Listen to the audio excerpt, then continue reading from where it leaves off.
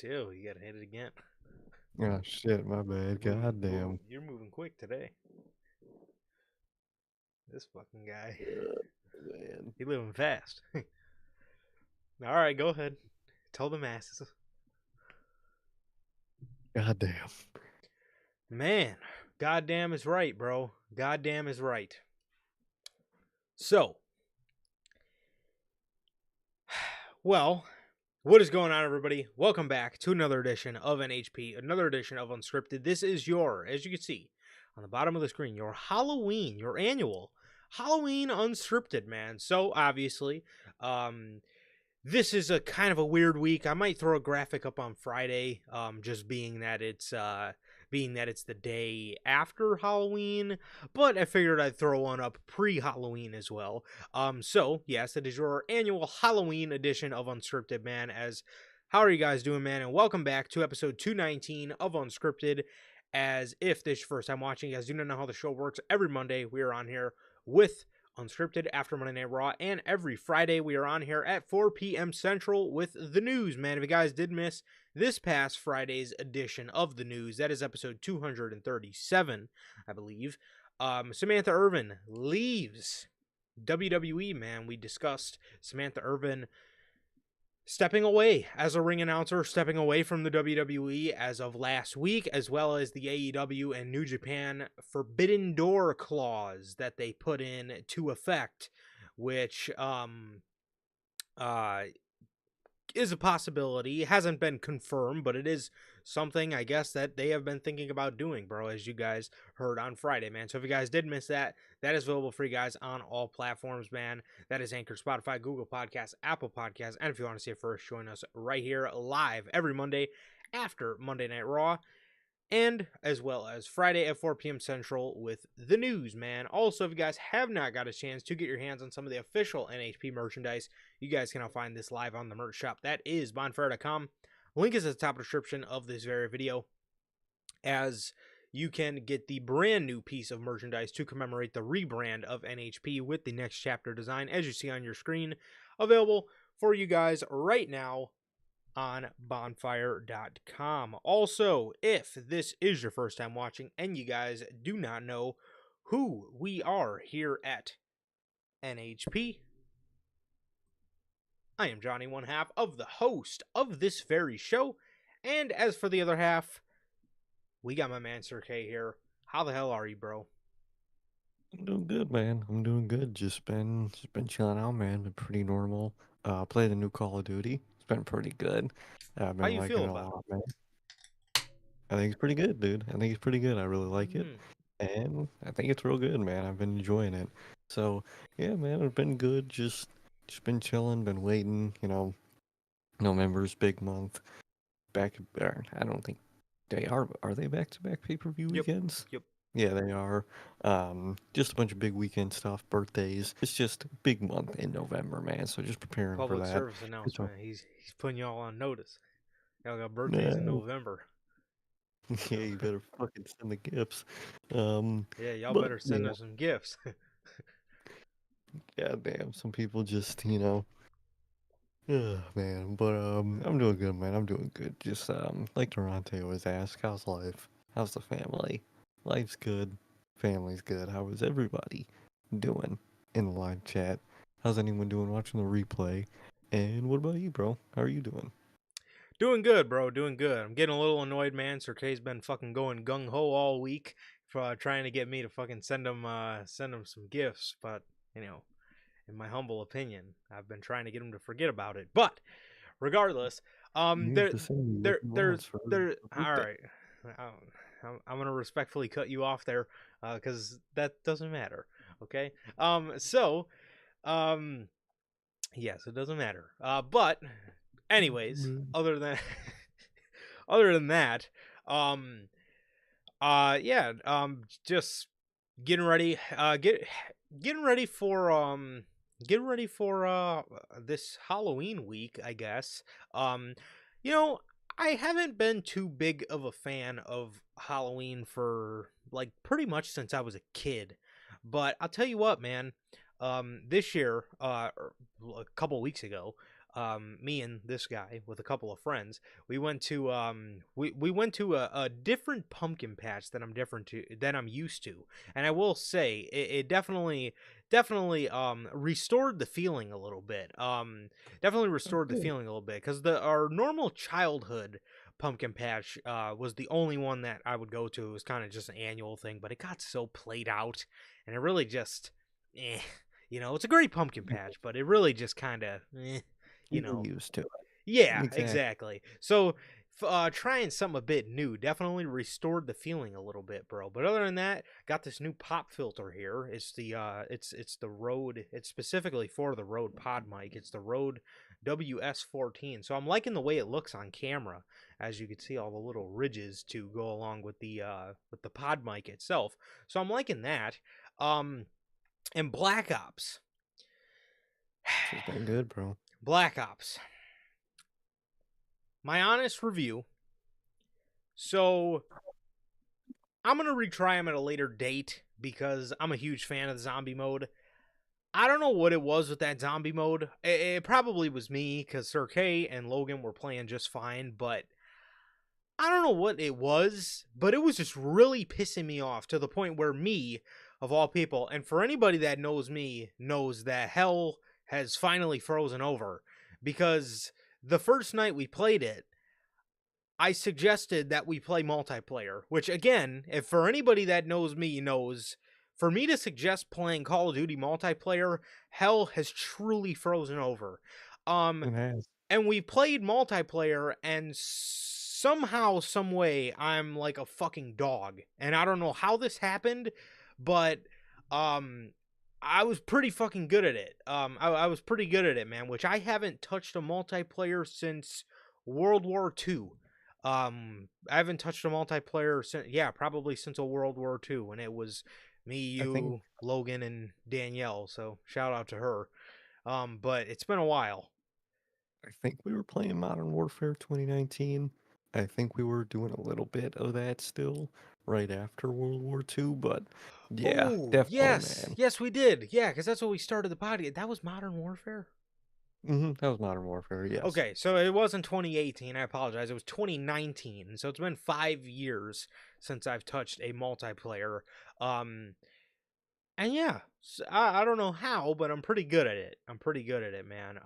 So other than that, yeah, the zombie was kind of annoying, but I'm gonna get back to that at a later date. See if it was just a me thing. I really am enjoying the multiplayer. What I'm not enjoying about the multiplayer, I think their maps are a little weak. They, a lot of them are pretty weak. Yeah, you get. I'm a guy that likes his like smaller condensed maps, and a lot of them Mm, this year are very like large, where you gotta yes. like run around from end to end to find anybody. So I was I I think the other day I was playing a free for all and I can't remember what map we were on. It's like the one where you're in the sports stadium. You're on like the oh, side of man, the and it was like yeah, it would take me like 5 fucking minutes just to find somebody. We ended up timing out, which actually funny enough, that night I actually won 3 free for alls in a row. So, I'm uh, going crazy. I don't. I'm telling you, bro. Like Sir K knows, dude. Like I hate I've hated multiplayer, and for some fucking reason, this year it just. Really good. I'm just in God mode, I guess. I don't know what happened to me. I don't know what happened to me over the past year, but something did, or over the past 5 years. I mean, but something did. Oh, But yeah, that's my honest review on Black Ops 6. But yeah, enjoying it, man. Enjoying it so far. But yeah, it's been fun. It's been fun. So yeah. definitely, man. Definitely, it's been good. Okay. So a minute ago I just spoke about how um going to a new pumpkin patch has restored the fall feeling. And Mhm. now we're going to talk about what hasn't restored my feeling for anything because next Dude, I hate talking AEW. about that. Bro, say it again. Say it again. I Man, I hate talking about Dynamite. I was thinking about this earlier. Literally, my least two favorite parts of the week are watching Dynamite on Wednesday and the part of Unscripted where we talk about Dynamite. Because holy fuck, it's just so bad. Well, I don't care. well, Sir K, I think, you know, I think fans are in the state of wanting to gas up AEW Dynamite right now because the return of the Bloodline cinema had a lot of tears being jerked today, because all on Twitter I'm seeing screenshots of like Sami Zayn talking to Solo Sikoa, and these motherfuckers are like, "Is this cinema to you guys?" Yes, bitch. It is cinema. Yeah. You know what's not fucking cinema? Every fucking thing on Dynamite other than John Moxley's storyline. And there's actually parts of John Moxley's storyline that aren't even cinema, like the dorks they fucking put him up against. Um but dude, also because me and you had a problem with the Adam Cole and the MJF stuff, and also because we had a problem with the AEW Forbidden Door clause. We are fed marks. Fed marks. Yeah, Calling me a Fed mark. That's a crazy thing. That's how you know that people don't actually watch us, man. Boy, if only they'd not at fucking all. watched. Cut to it even a year ago. Fucking A. Listen, man, I love my WWE, bro, but I also fucking love my AEW when they're doing uh our great our great mod Bell, um our the NHP's twisted sister, bro. She was in chat, I want to say like 3 weeks ago, and she said she went back and watched an episode of the news from like 2 years ago, and the differences in how the Oh, landscape of professional wrestling is sickening, and the differences on how our mindsets changed and how the product has evolved to mm-hmm. make our minds change on the product is insane. Oh, it's so crazy, dude. You cut a year back. We were all excited, talking about Dynamite was the best part of Unscripted, and then we get to Raw, and it was just all hell. And now it's literally the exact opposite. Yep. Man, I don't know, man. I don't know. It's a rough watch, and I said it on Friday, bro, but I'm getting to the point with this show where it's almost kind of like Monday Night Raw, where it's almost like Monday Night Raw in like 2021, where it's like I don't even get mad at the shit anymore. It's almost just a blur because it's so bad. And it's just like I'm getting to the point where like I'm not even getting mad over this stuff anymore. I'm literally just looking at the screen like, all right, like okay, like I've sort of just accepted certain people's fate, and it is what it Yeah. is. It is what it is, bro. But anyways, speaking of restoring the feeling or lack thereof, AEW Dynamite, man, from October the 23rd. This took place from the Maverick Center in Salt Lake City, Utah, as if Tony Khan did not remind us enough that he was on a red eye to Salt Lake City. He was reminding us on Twitter at like 3 in the fucking morning. Why, I have no idea, but whatever, Tony. Do You fucking freak. yep, flex your money, I guess. Do your thing. We get an opening promo, video package promo by John Moxley. And this promo um this promo is about the acoustics on this promo are about as good as my high school fucking gym during the homecoming pep rally, because the dramatic music that they play over John Moxley's promo packages was so fucking loud you could not hear what he was saying. You I just love hear, AEW sound production. dude, you just hear loud dramatic music, and you can hear like Moxley like kind of rumbling. You can like hear him like somewhat making something out, and just nothing, bro. Yo, what up, naysayers? How the hell are you, bro? Thank you for joining us, How my you doing, man. bro? Thank you, um bro. How you doing? Hell yeah. Um, dude, what the fuck?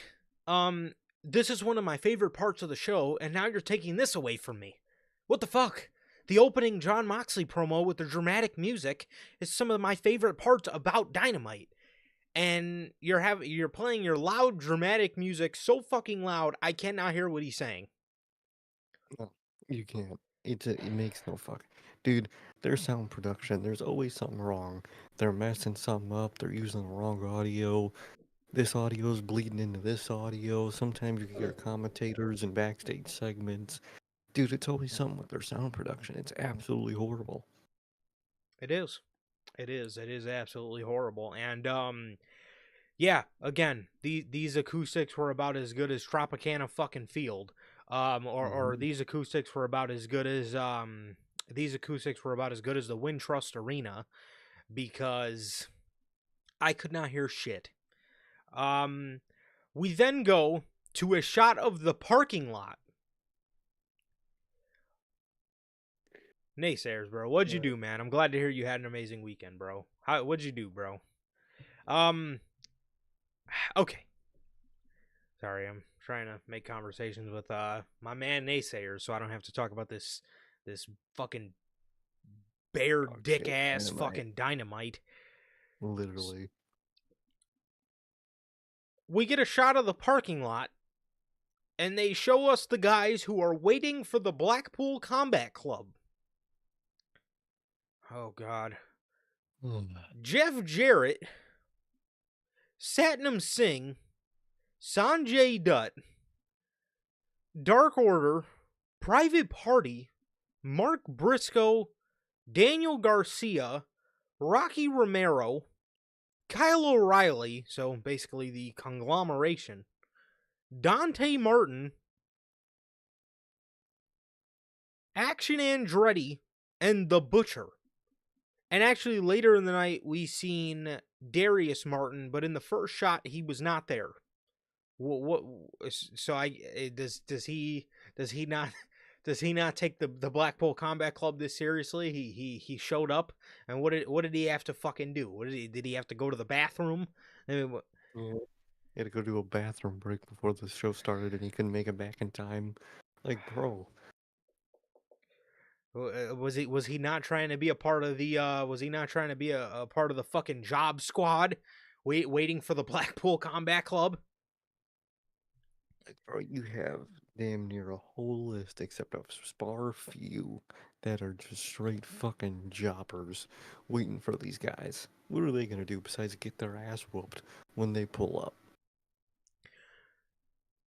Jeff Jarrett, to my knowledge, I thought was in a feud with Hangman Page. I don't know what happened to that. Apparently, he doesn't give a shit about Hangman anymore.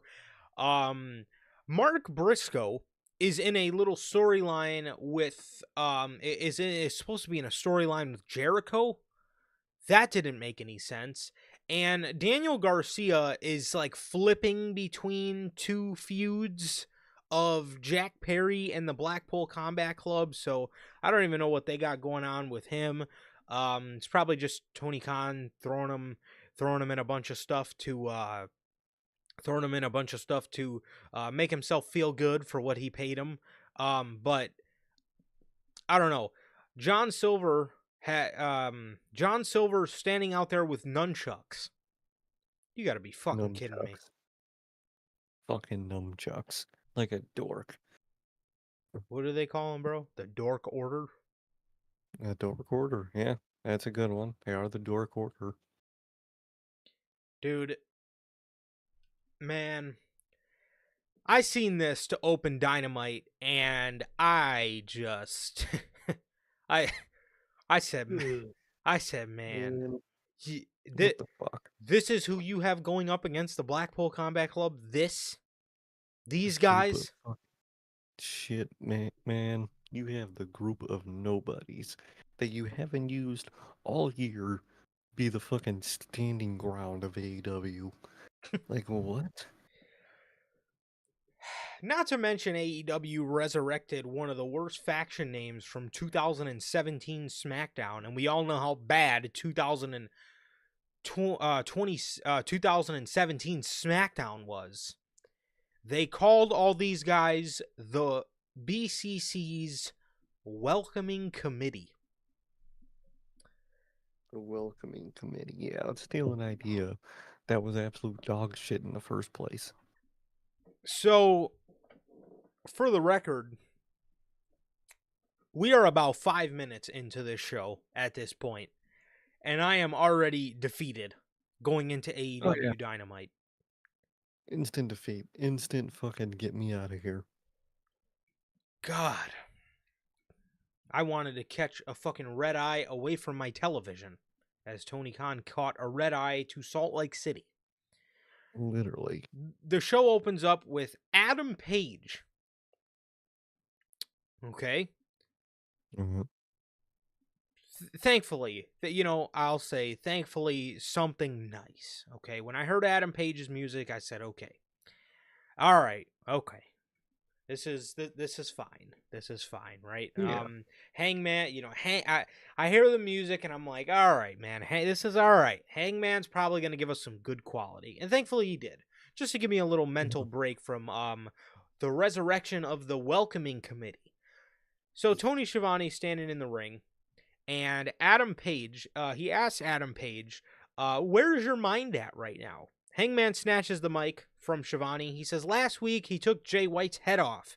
Before that, he nearly took Juice's life.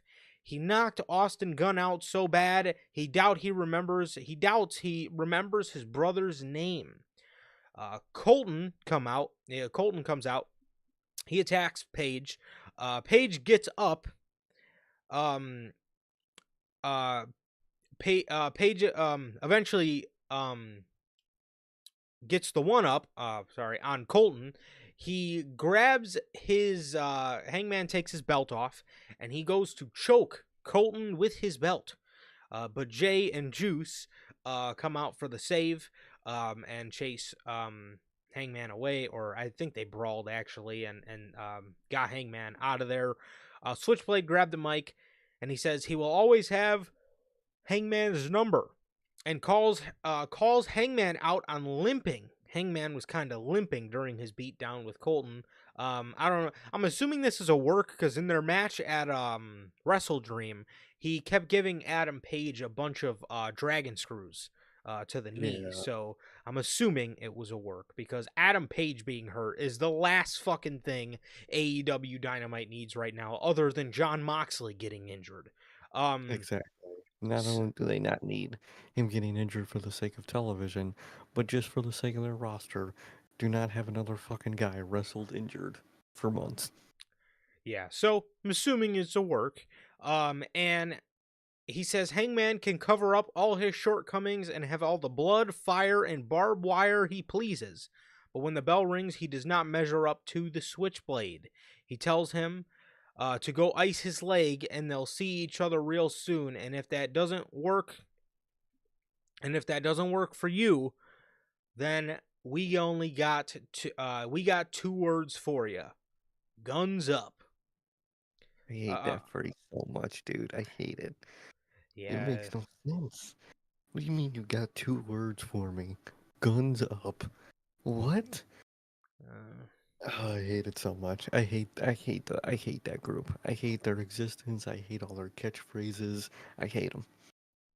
Yeah, I really wish I really wish Jay White was never put with those guys. He is way too he should be taken way too seriously for the guys that they put him with. Literally. What a fucking bunch of jokes. Yeah. So pretty good promo from Hangman, I guess. Just pretty good promo from Hangman, bro. Just kind of got to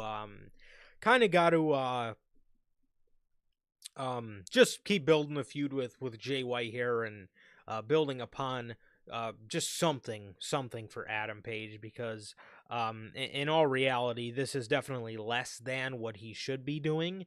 But then again, I do understand. I know a lot of people wanted him in the world title situation, and I understand that because he's been the hottest heel on AEW, but typical Tony Khan. But then again, on the other hand, I do understand them not putting him there because Jon Moxley is there and his Mhm. storyline is very important. But on the flip side of that, I still can definitely wish that Hangman could have still been doing something a little more important than this, man. And it's not even anything against Jay White. It's just it's just like what exactly The how do you go from a storyline where the story is so rich with Swerve Strickland, and here he is fighting with Jay White. So it's I just wish he was doing something a little more important, but again, I do understand why he's not necessarily in the world title picture. Definitely, man. It makes sense overall. It's just frustrating, he's facing Jay White, and that in an idea is great, but it's just a feud at the end of the day, and I think it's just an unfortunate situation. He can't be in the world title picture. For sure. Next up, as Caliber says, next up we have a personal match. He proceeds to tell me that the next match is Shelton Benjamin versus Sammy Guevara. Personal match. This is personal. Personal. The only personal match in during Dynamite at this point is me and my pillow, because I just fucking fall asleep. The only personal match on a Wednesday night with me is me and my sanity. Yeah, that too. Uh, what? Mind you, Excalibur goes on to explain nothing about why this match was personal. This is just a personal match. And then they flash a picture of a young Sammy Guevara taking a picture with a young, blonde haired Shelton Benjamin. He met him once. Good lord. So let's say one of us, either two of us, ever become a wrestler, and we have to face Bronson Reed. It's personal because we met him one time and took a picture with him.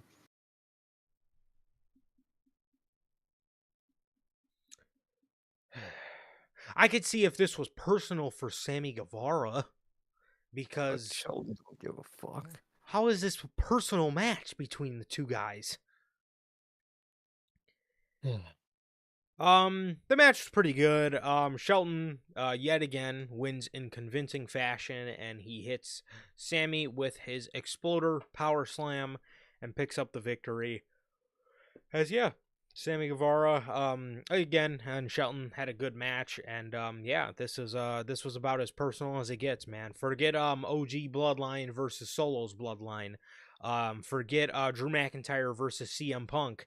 Forget Adam Page versus Swerve Strickland. Um, this is personal. This right here is. And this This is one so personal. very, very personal. Literally, man, makes no fucking sense. A great match, obviously. Shelton's great, and it was a good match nonetheless, man. For sure. Mariah May. Mariah May. She locker room. She kicks her out of the locker room. She throws her bag down the hallway, and they start brawling. Not brawling. They were going to brawl, but then they got separated pretty early on. As yeah, I still have absolutely no idea. I genuinely still have no idea why they're feuding. I have No, no clue. Um, it's yeah, just a feud, I guess. I guess Anna Jay just wanted to fight, so she's fighting. And goddamn, can we give this woman a story? Fucking proven right yet again. Which I wasn't, but we were. Tony Khan, or the people that work for Tony Khan, can make a great build up to something, but Tony Khan will just fuck up that aftermath every time. yes. Yeah, again, man, I genuinely couldn't tell you at all why they were feuding. I could Yeah. not tell you. Not one bit. So yeah, that is that, and yeah, I don't know, man. I don't know. Yeah, I just I, I don't know. The only reason Tony Khan, I think the only reason Tony Khan is looking for here is that Anna Jay was looking for a fight. looking for a fight, man. God damn, I hate that fucking phrase now. Looking for a fight.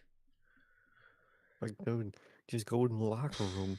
It's the AEW women's locker room. This is the definition of a fight. Kyle Fletcher. Ah, Oh, oh yeah. man. Oh man, this is homie.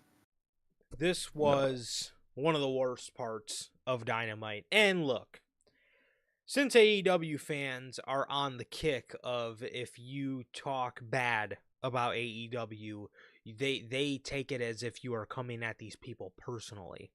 I want to reiterate, I have nothing against the real person, Kyle Fletcher. But at No. the end of the day, I'm entitled to my fucking opinion.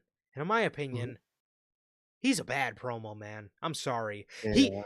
he can get there, but man, his delivery, oh, Yeah, he's not Ricochet, where he says something and you Ricochet's just goaded on the fucking mic. and you just laugh because what the fuck? But like, dude, he tries way too fucking hard. Yes. That's what he's one of those people that are just trying way too hard with material that's not that tough, and it just doesn't do him any favors. Again, he's not bad. He's good in the ring. He's okay on the mic. He's not Ricochet. He's not gonna make an ass out of himself just by having to cut a promo. But like, I think it's really just like the singles position just is not working out in his favor right now. Yeah.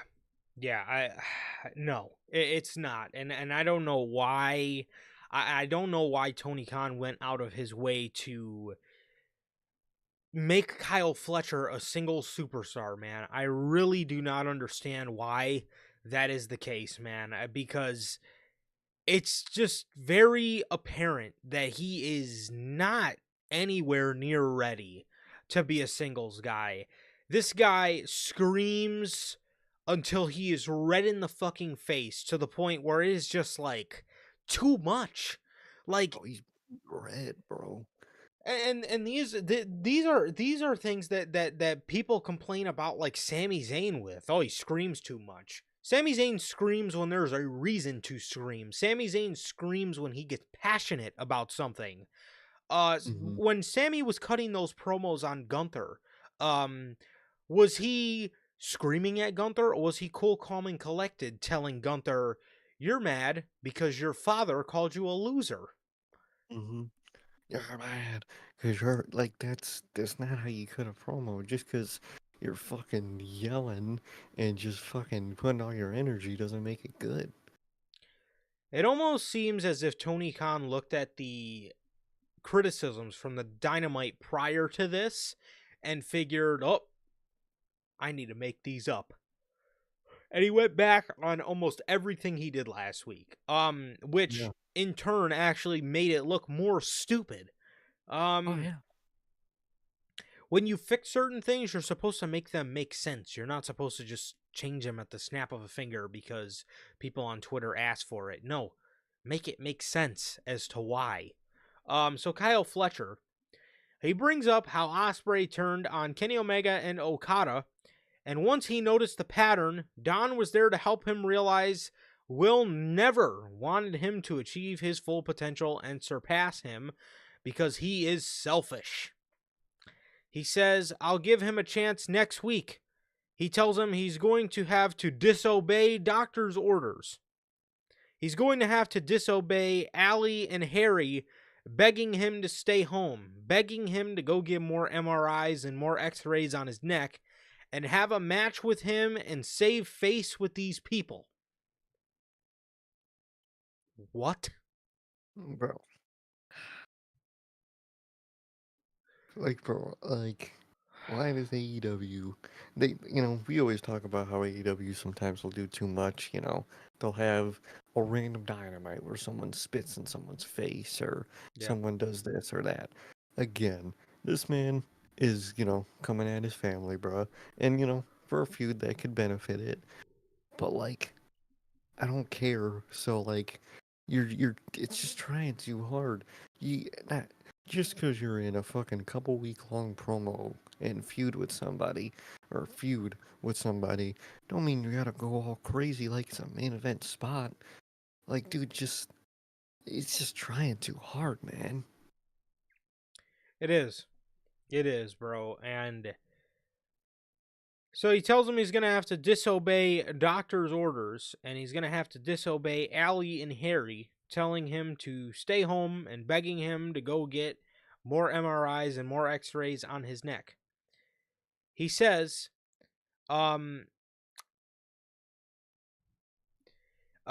he says to have this match and save face with these people. But one thing is for sure, I'm sending you back to the hospital bed, and I will bury you into the mat with Tiger Driver after Tiger Driver after Tiger Driver after your brittle little neck withers away to dust.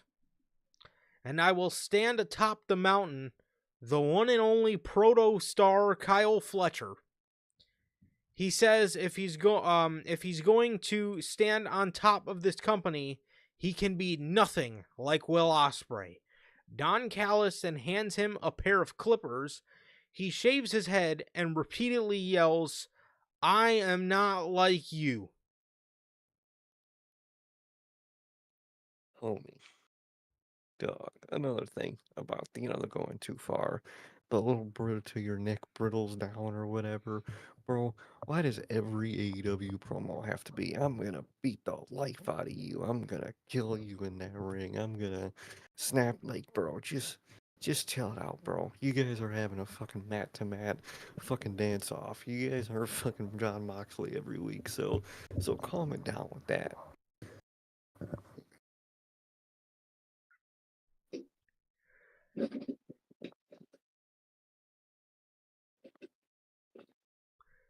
Bro, Okay, I'm back. Man, my bad, I had to fix the mic. My bad, I'm you're, professionalism. you're good. But, um, but dude, like, and then, and then, and I remember this like yesterday because how can I forget how beat red this man is? He Dude, is beat red, shaving his fucking head, yelling at the top of his lungs that he's not like Will Ospreay. So, okay, so you're bald now. What is, what does that mean? What does that do for anybody? Now you went from Will Ospreay's lookalike, which no one ever said. I've never heard that, first of all. But from Will Ospreay's lookalike to an Australian skinhead. I don't know how that's gonna benefit you, but like, bro, what are you doing out here? You look like a goof. You sound like a goof, and you yelling like one. man.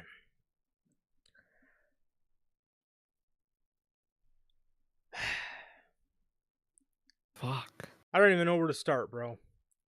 I don't even know where to start. Okay, well, first of all, his delivery of just non-stop just screaming into the mic almost made this promo for me unbearable to listen to. Oh yeah. Just the he would sound more diabolical and more collected if he talked in a calm voice. What do you think makes like a guy like Samoa Joe so badass? Is because Joe screams when he has to. Other than that, Samoa Joe is very calm. He hmm speaks to you very calm. He speaks to you very calculated. He's very intelligent with his words and his jabs at you. Um, Look at Mox. He in every one of these promos, he's yeah, calm, collective. If anything, he kind of gives off a sad vibe more than anything yeah. that he has to do all this. That's cool. That's cool as shit. That's villainous. Look at the OTC. Remember the glory days of the Bloodline when Roman Reigns would only scream if he was really pissed? But other than Mhm. that, he's turning around and he's asking Jay, "What did you just say?" He's not screaming that at him. He's yeah, what again, when he was pissed, he would scream. But he wasn't out there every fucking week screaming his fucking head off until he was beat red in the face. Um So that right there, again, 75% of this promo, this guy was screaming his head off. That right there almost killed the delivery for me. He's asking Will Ospreay to disobey doctor's orders and have a match with him to show that he loves the fans. What? What? What? How does facing you prove that he loves the fans? What does that mean? Uh, How? How does who that correlate? who fucking knows, bro? Who knows? So, where is he? Oh,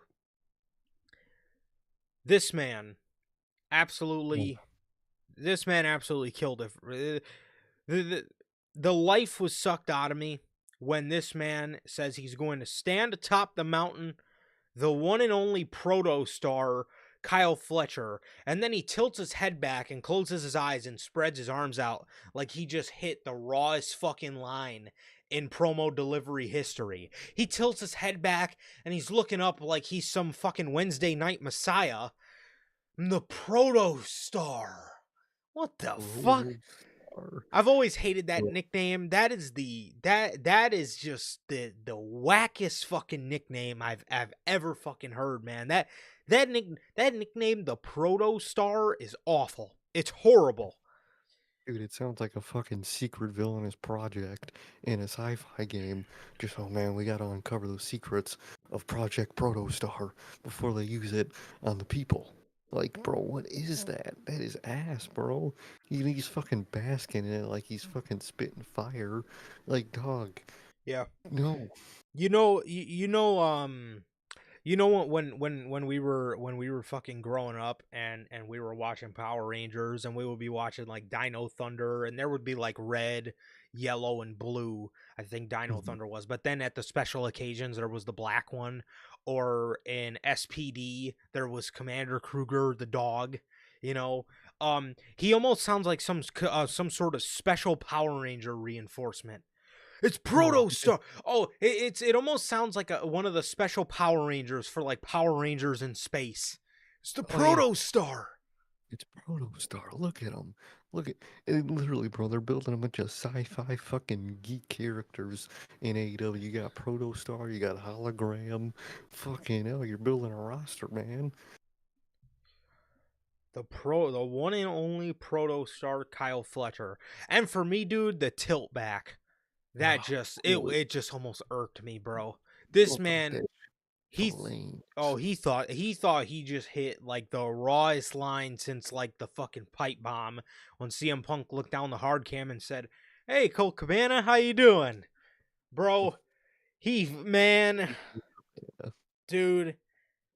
And then the end. This man is screaming, beat red in the face. I'm not like you. I'm not like you, bro. Bro. Oh my god, he looks. Oh, this was like bad. Bro, like he's shaving his head. He didn't even finish the job by the end of the promo, so he's got random strings of hair around. He looked like he just walked through a fucking barrel of radiation. Dude, that shit looked horrible, man. It sounded horrible. It looked horrible. And I am fucking. Oh man, that is not good, dude. I'm sorry. He is not built for this right now. No, he's not. And not to mention, through all of this, the hard cam was not centered. Not Will Ospreay. Kyle Fletcher is standing on the left side of the screen for the viewers watching at home. Thank you, Michael Mansouri. Like, other than that, bro, again, I need to reiterate because AEW fans, again, they think everything's a personal shot. I didn't know. I don't have anything against Kyle Fletcher, the man. no. Dude, that promo sucked. I'm sorry. I'm sorry. And I hope he gets better, and I wish him the best. But, bro, that promo itself, man, the worst part is people were on social media saying that, like, that promo was, like, insane, which I mean, bro, you're entitled to your opinion, but man, in my humble opinion, that shit was ass. It No, was I did not like that promo at all, man. It was just too much, bro. Again, it's like and the same people that complain about Sami Zayn screaming in his promos are the same people saying this shit was fire. And to you, I say Sami Zayn screams when it matters. Sami Zayn screams when he's passionate about something. Kyle Fletcher is screaming that he's the one and only proto star. Get the fuck out of here. screaming that he's not like Will Ospreay while shaving his fucking head and just beat red, screaming just because he thinks, oh, that makes a good promo. You yell. No, it's not. That shit was garbage, dude. In my opinion, I thought that shit was absolute trash. And I don't think the singles run is gonna work out, man. Why are you having another singles guy on your bloated roster of singles guys? Doesn't fucking make sense. He's gonna get lost in the shuffle after this Will Ospreay stuff, and that's gonna be it. Yeah. Yeah, I don't know. I don't know, man. Can we please, for the love of God, get Mark Davis back? Oh, please, Kyle please. Fletcher is 90,000 times better suited for Aussie Open than he is a singles run. This is not going to go well. And like Sir K said, he's going to get lost in a roster that so many good talent is already lost in. Exactly. And the only thing Kyle Fletcher has going for him at this point is that he's Will Ospreay's best friend. Um, so yeah.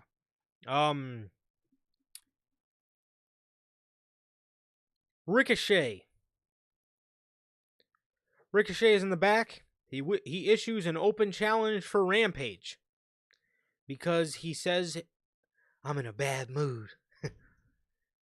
Are you? It's He Wednesday. I'm always in a bad mood. exactly. Yeah. You know what? Ricochet might have a point now that you say that. He says he's in a bad mood, and he challenges somebody to come find out why he is not from here, why he is out of this world. As he fucking points up to the heavens like he's fucking Sabu. But remember, payback's a bitch. MVP walks in. He says, yes, it is. But that's not why we're here. He says, I know we have history, but I just want to say, hey, look, new company, a new chapter, new beginnings. Let's start off fresh. Also, very, very nice suit. And he hands him a business card. Man, if I'm gonna be real hurt business, I don't know if y'all want this guy. I mean, he'll be fine. He can wrestle. But boy, is that a fucking weak link if I've ever seen one, man. Wonder who they're gonna attack first anytime someone challenges them. Fucking hey. I mean, you want someone out of this world on your uh, team? Fucking hey. because man, I don't know what to tell you, man, and genuinely I don't know who the fuck came up with that slogan, but that is bad, man. That is bad. It's almost hilarious. It's so bad. Dude, I always make the joke, man, but he's literally just like fucking like a dorky Miles Morales, dude. Hi, I'm Ricochet. I'm out of this world. Like, bro, I'm Kobe Bryant with it. Like, bro, I'm sorry. You're not it, bro. Like, listen, you're good in the ring and you're fine, but dude, please, I can't believe I'm asking somebody in AEW to do this, but don't cut a promo. Please. Yeah, Usually in AEW, I'm begging people to pick up and cut a goddamn promo. Please stop giving this man promo time. Please. It will benefit him if you stop. yeah, you're not lying, bro. Um, I thought Ricochet was going to be like a Dynamite staple. Tony Khan has delegated this guy to nothing but Collision and Rampage. I don't know if he's putting him on Collision because he wants to get him close to Beast Morton and Hologram, or maybe he's putting him there in the wake of Hologram's absence. He needs a high flyer to, draw the stunning viewership for Collision, but I don't know what the fuck he's got going on, but Ricochet has almost been nowhere to be seen on the past 2 weeks of Dynamite, other than just promos issuing open challenges for Rampage and Collision, which again, how long are you just going to do open challenges with this guy? I mean, at this point, as much as I don't want to see him in the Hurt Business, if you'll actually put him in there and do something with him as opposed to just having him be in open challenges, then I would be okay with it, because I Yeah, don't want this to be which again, I would probably rather Lio Rush in the Hurt Business than same. Ricochet, just because I think Leo's just a more badass presence. I think he just has more badassery to him than Ricochet. Ricochet's not really an intimidating figure, but No. but And that's hilarious. Because Leo Rush on paper, is less intimidating, with the voice and whatnot, but dog, Ricochet, he's just one of those dudes that is just a dork. Through and through, no matter what he does, he's just a dork, man. I'm sorry. yeah. Yeah, and I mean, at this point, man, I might be asking, bro, if you could maybe just put Ricochet in the Hurt Business and just fucking throw him in a pair of sunglasses and have him shut the fuck up, because that might, Oh, and have that'd be MVP talk horrible. for him, because that might be the best thing in this case, man. Because I just, yeah, I don't know, I don't know, man. It The is, the it's, only thing, mhm.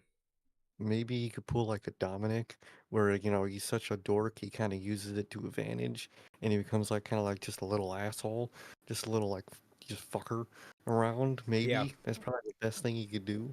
yeah. Maybe, bro, maybe, but yeah, I mean,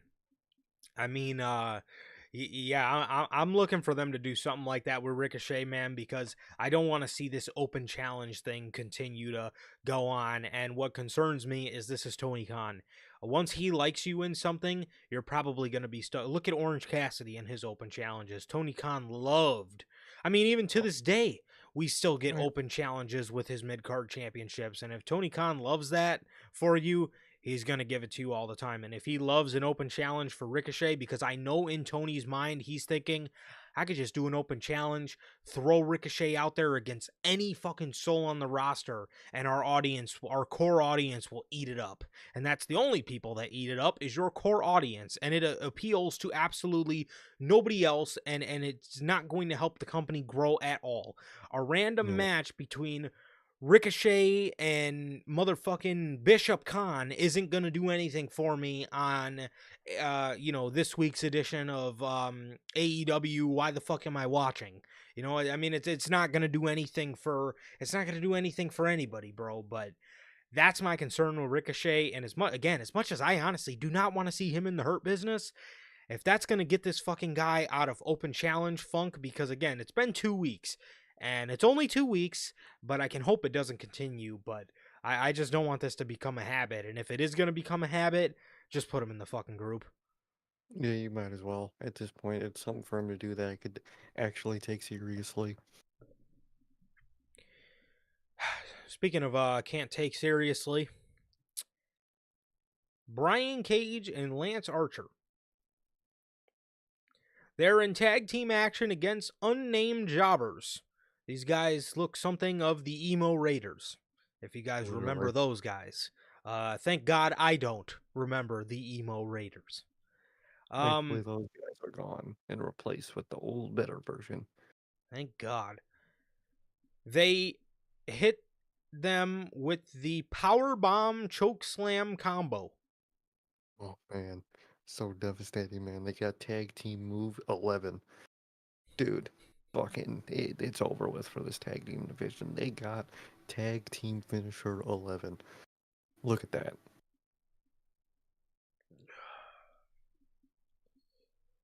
Yep. What's there to say, bro?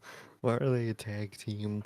They're so orderless, dude. You got Roid Rage in 2019 McIntyre, Timu McIntyre, fucking low card Mafia McIntyre. It's horrible, dude. It's horrible.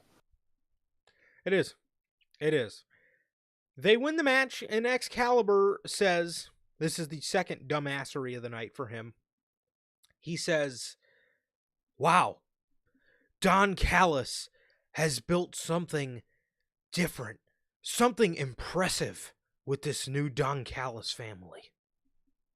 Really different, impressive. Okay. Has he, Sockhead? Has he built something different and impressive with the new Don Callis family? You know why this group is impressive?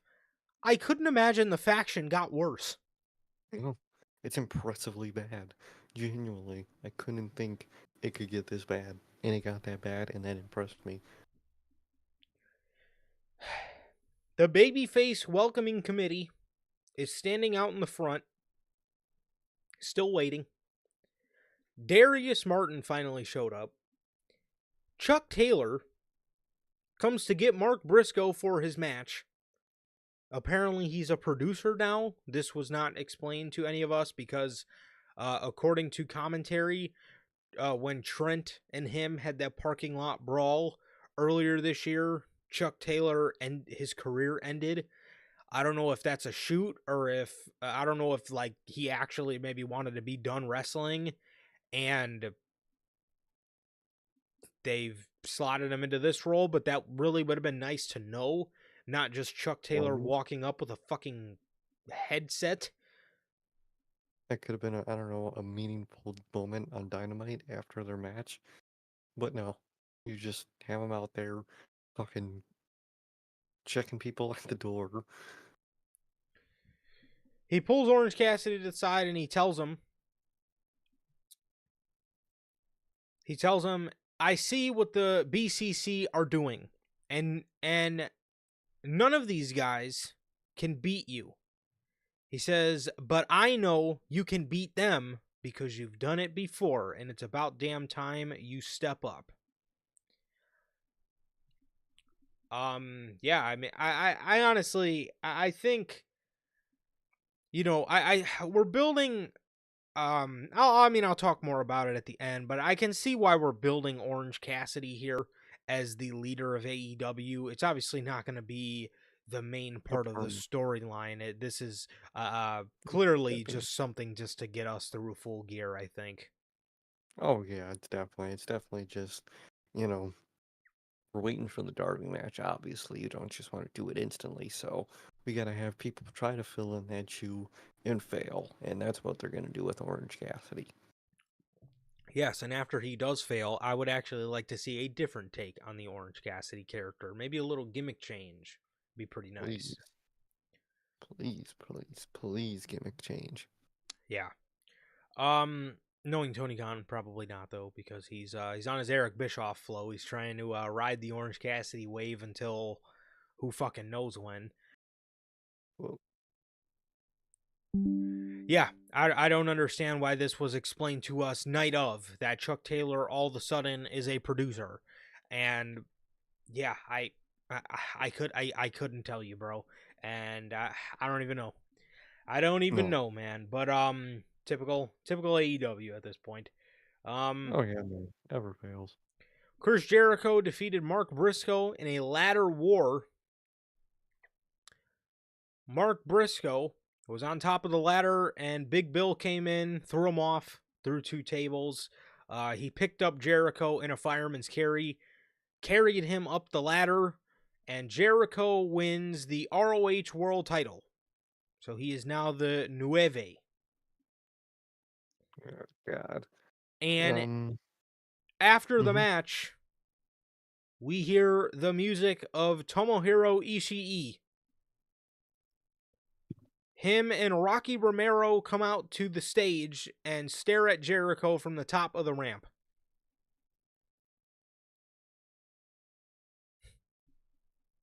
Dog. This is what I get for Dynamite. A fucking face off of Chris Jericho with the ROH title and Ishii. That's what I get. That's what I get on Wednesday night, dude. That's what I get for sitting down, Oh making it my a day off to watch this godforsaken television, and that's what you give me. You give me Chris Jericho and Ishii. Wow. Thanks, Tony.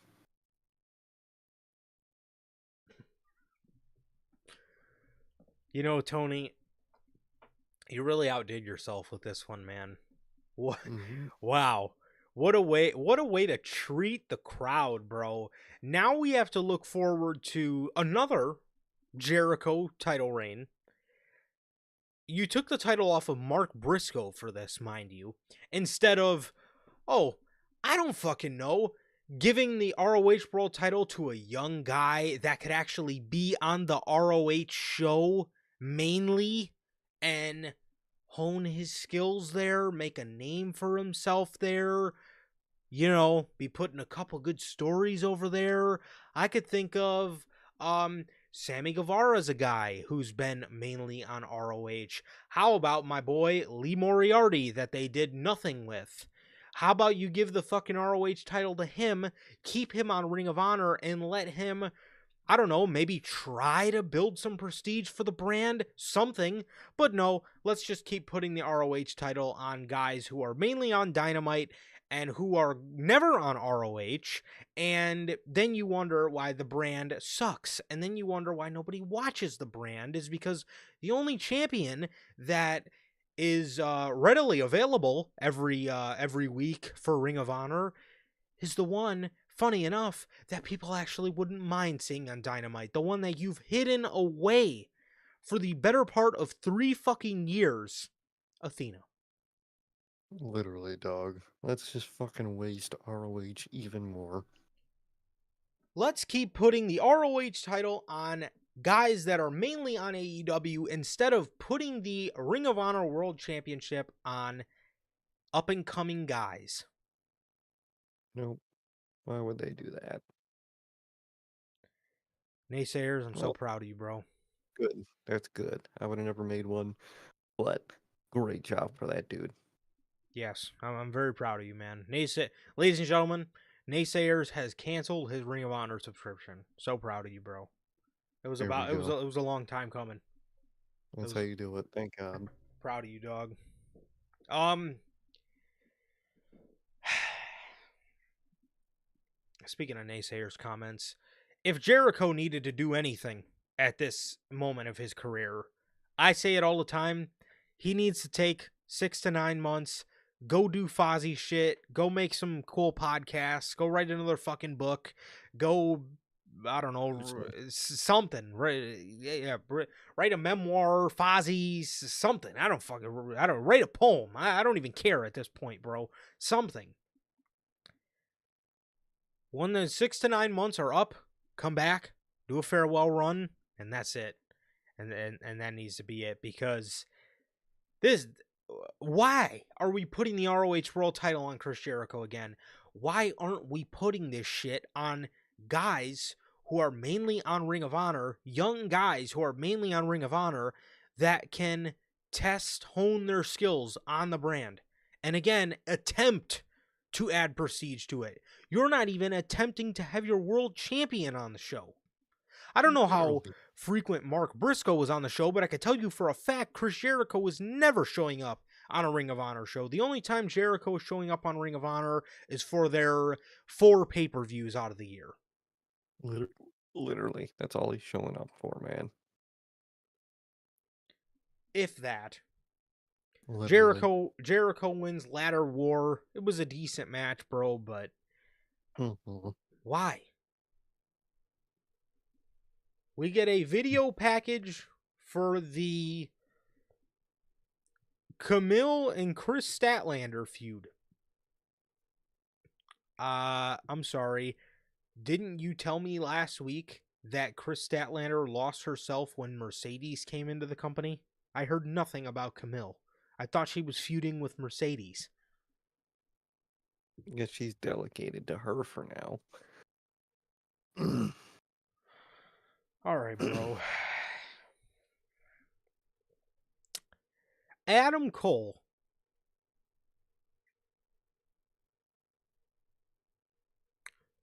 Adam Cole comes out and he says, "Who's ready for story time with Adam Cole, baby?" Roderick Strong interrupts immediately. He screams, "Adam."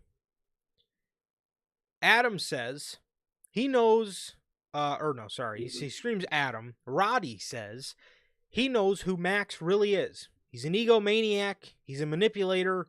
He's a user. I hate to call him out already, but that is exactly what they did to MJF last year. Just saying. That was the whole point. They formed a group and a friendship just to do those exact things. But okay.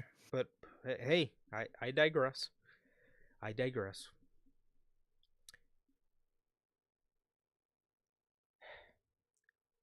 He used the Adam Cole brand to get something he's never had in his entire career, and that was for the fans to actually care about him.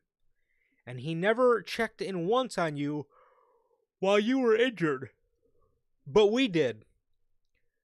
I wonder why he didn't fucking check in on you. Maybe because you fucking betrayed him, you idiots. Yeah, and Oh, even fuck. before that, correct me if I'm wrong, Sir K, but wasn't MJF on Dynamite saying that he missed his bro Chacho and that he was going to do anything he can to keep the ROH tag titles until he came back? Like, dog. As a matter of fact, wasn't there segments where MJF was calling Adam Cole and he wasn't answering? And He was fucking calling. and Roddy was having him cut the grass in the little scooter. Remember that? Remember all those Yep. backstage segments where MJF said, "I need to talk to my bro Chacho," and Cole wouldn't fucking answer the phone?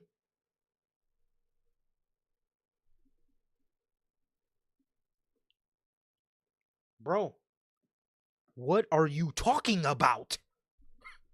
Stop Just trying to trying. rewrite this story. Oh, dude. They're literally just trying to rewrite this whole fucking thing, and it's making it look dumber and dumber by the week. And we have people in our comment section saying, "What do you not understand?" What do I not understand? The fact that they're trying to go back in time and reverse the roles. And yeah, this isn't what happened at all. Jared Land, listen, bro, we got to tread carefully, man. The AEW marks will probably be coming for your neck, bro. We cannot Very say bad. that name. No, that name is bad to say. They do not like that Yes, name. they are. They are very triggered by that name. You can't say that, man. Can't say that. But anyways, it is, bro. This is why, because nothing makes any fucking sense. What did he tell Tony, man? This place is a fucking joke. You're a clown. Dude. All true. Apparently, MJF never called Adam Cole when he was injured. Dude, I remember this story, and I know it probably upsets them that I remember this story, but newsflash to AEW, this was actually one of your most fun stories that you did last year, and this was a story that I sunk my teeth into. That's why I still remember things like this, because I was invested in this. Do you think I remember half of what was on AEW Dynamite television this year? No, because I wasn't invested in it. But you bet your ass I remember that Adam Cole and MJF story because I was invested in it. This man MJF would literally be flustered because of the devil, and he would try to call Adam Cole backstage all the fucking time. Adam Cole never answered. But according to Roddy, way to make him look like a fucking idiot, man. Making them look like idiots, dude. Dude. I never envisioned I would see Adam Cole look this fucking dumb in my entire life, bro. I It would looks horrible in AEW. seeing how this guy looked in NXT, I would have never imagined he would look He this went, fucking idiotic in his entire career. Yet here he we went are. from an absolute beast back down in NXT to now look like an blithering idiot every week for no reason.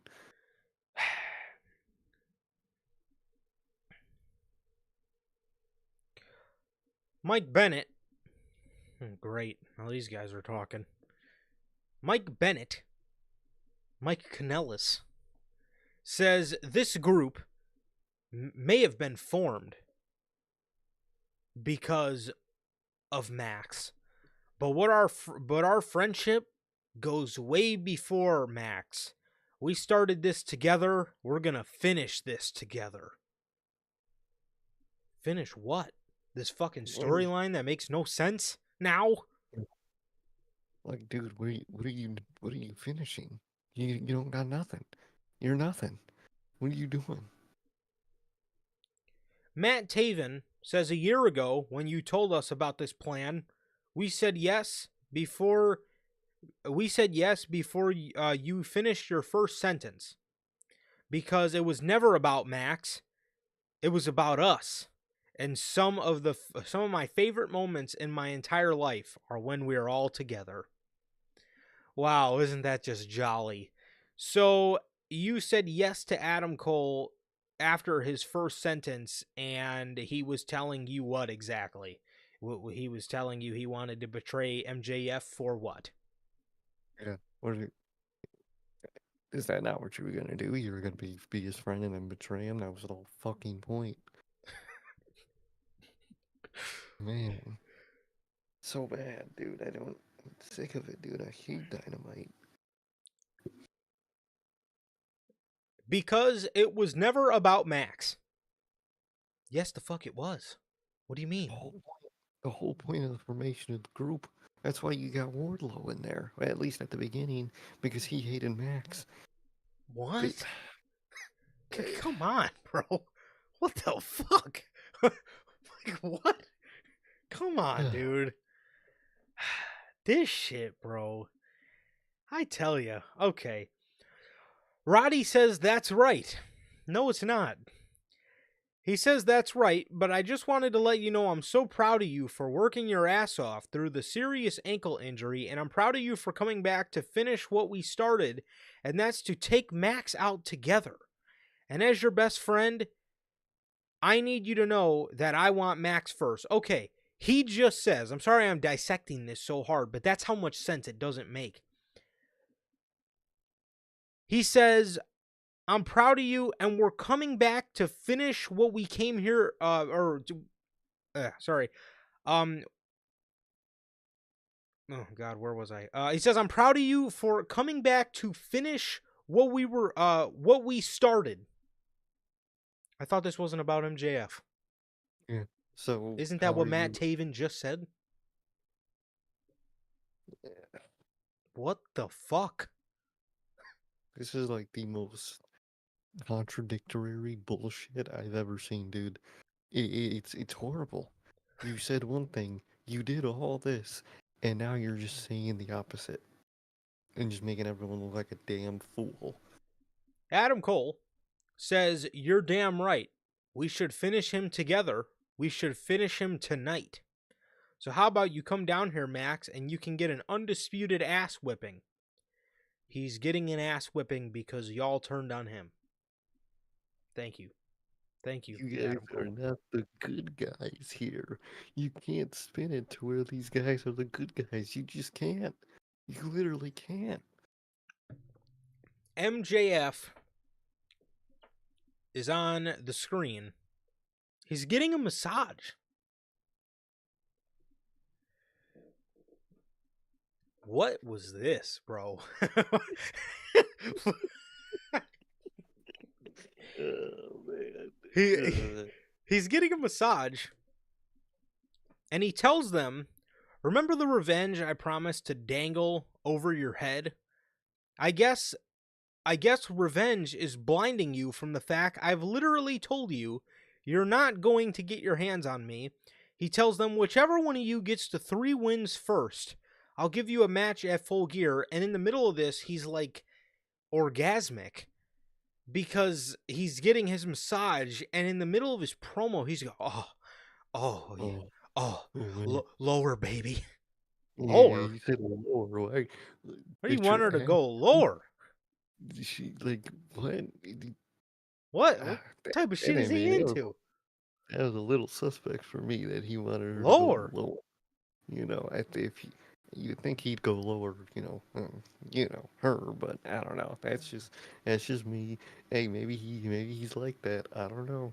Maybe I don't know, man. I don't know, man. But that shit was fucking just I guess he was trying why? to.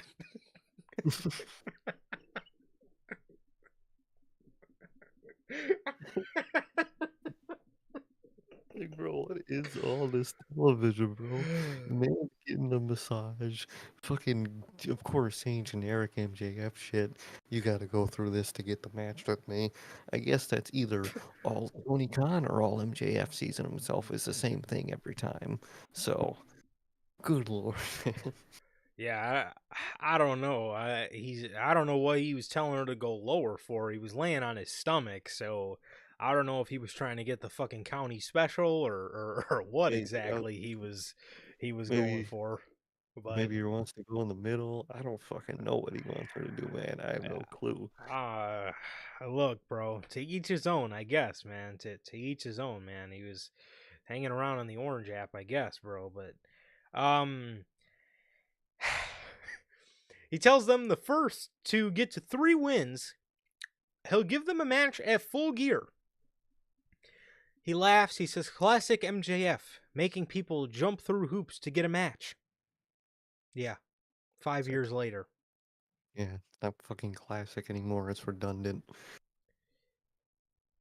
He says he won't be showing up in person until Full Gear. He tells both of them he hopes they get the happy ending they're looking for because Lord knows he will. Well, judging off what you told her in the middle of your orgasm, it looked like, it looked like he, it, it looked like he Yeah, wanted it looked like he wanted the get that. county special. So Well, so it looked like he was getting a certain spot hit, man. I think if you all know what letter that starts with. So, if that's what he wants, man, get that happy ending, man. yeah, I don't know, man. I guess his uh, yeah, I don't know if he's been listening to Bedrock or if the room is his G spot or I don't know what he got going on, but I don't know, bro. Um, MJF, the look is bad. He needs to grow the beard back. It is just uh he needs to grow the beard back, man. He just looks odd, bro. And the promo itself was just really weird, dude. Like the Almost mas- like lazy. the massage, like the massage parlor it was just fucking weird, dude. It was just weird, bro. I don't know, man, but uh yeah, I that was that. That was fucking that, bro. This was absolutely one of the dumbest promos in AEW Dynamite history, man. It was just uh, I I can't even. I mean, I literally just broke it down to you guys how many logic gaps there were in that promo alone. So, and how often each guy that are supposed to be on the same team with each other kept contradicting themselves. So that was that. But yeah.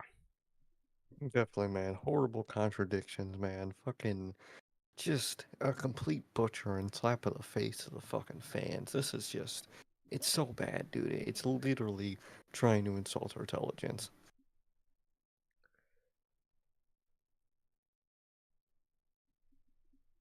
Jamie Hayter calls out Penelope Ford for a match on Dynamite in 2 weeks. Yet again, the camera was not centered. Jamie Hayter was on the left side of the screen cutting this promo. Yeah. All right. That was that, and yeah, this is what Jamie Hayter is doing since she came back. Penelope Ford. Great. House of Black defeated Jobbers. Buddy Matthews hit a curb stomp. He then grabs the mic and he says, now that he's cleared, Buddy Matthews versus Adam Cole, baby. Mm, Buddy, I think it's Bay Bay. I think it's kill me. Fucking hell. Man. After this, we go to commercial, and when we come back, Cole goes up to Buddy in the back and he asks him what your deal is. What's your problem with me? Why did you call me out? Buddy walks up to him. He says, to prove you're fragile, and walks away.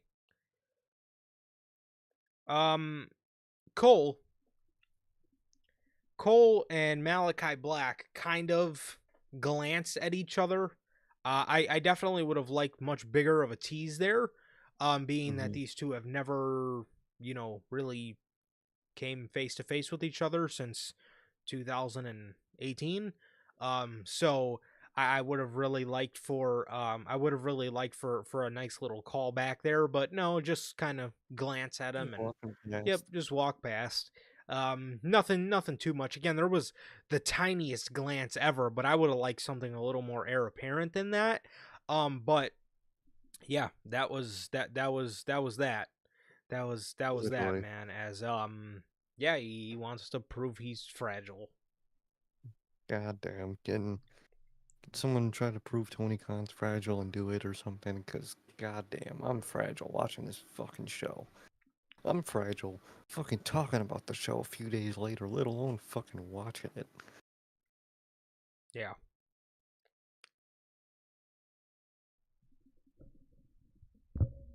Camille defeats Queen Aminata.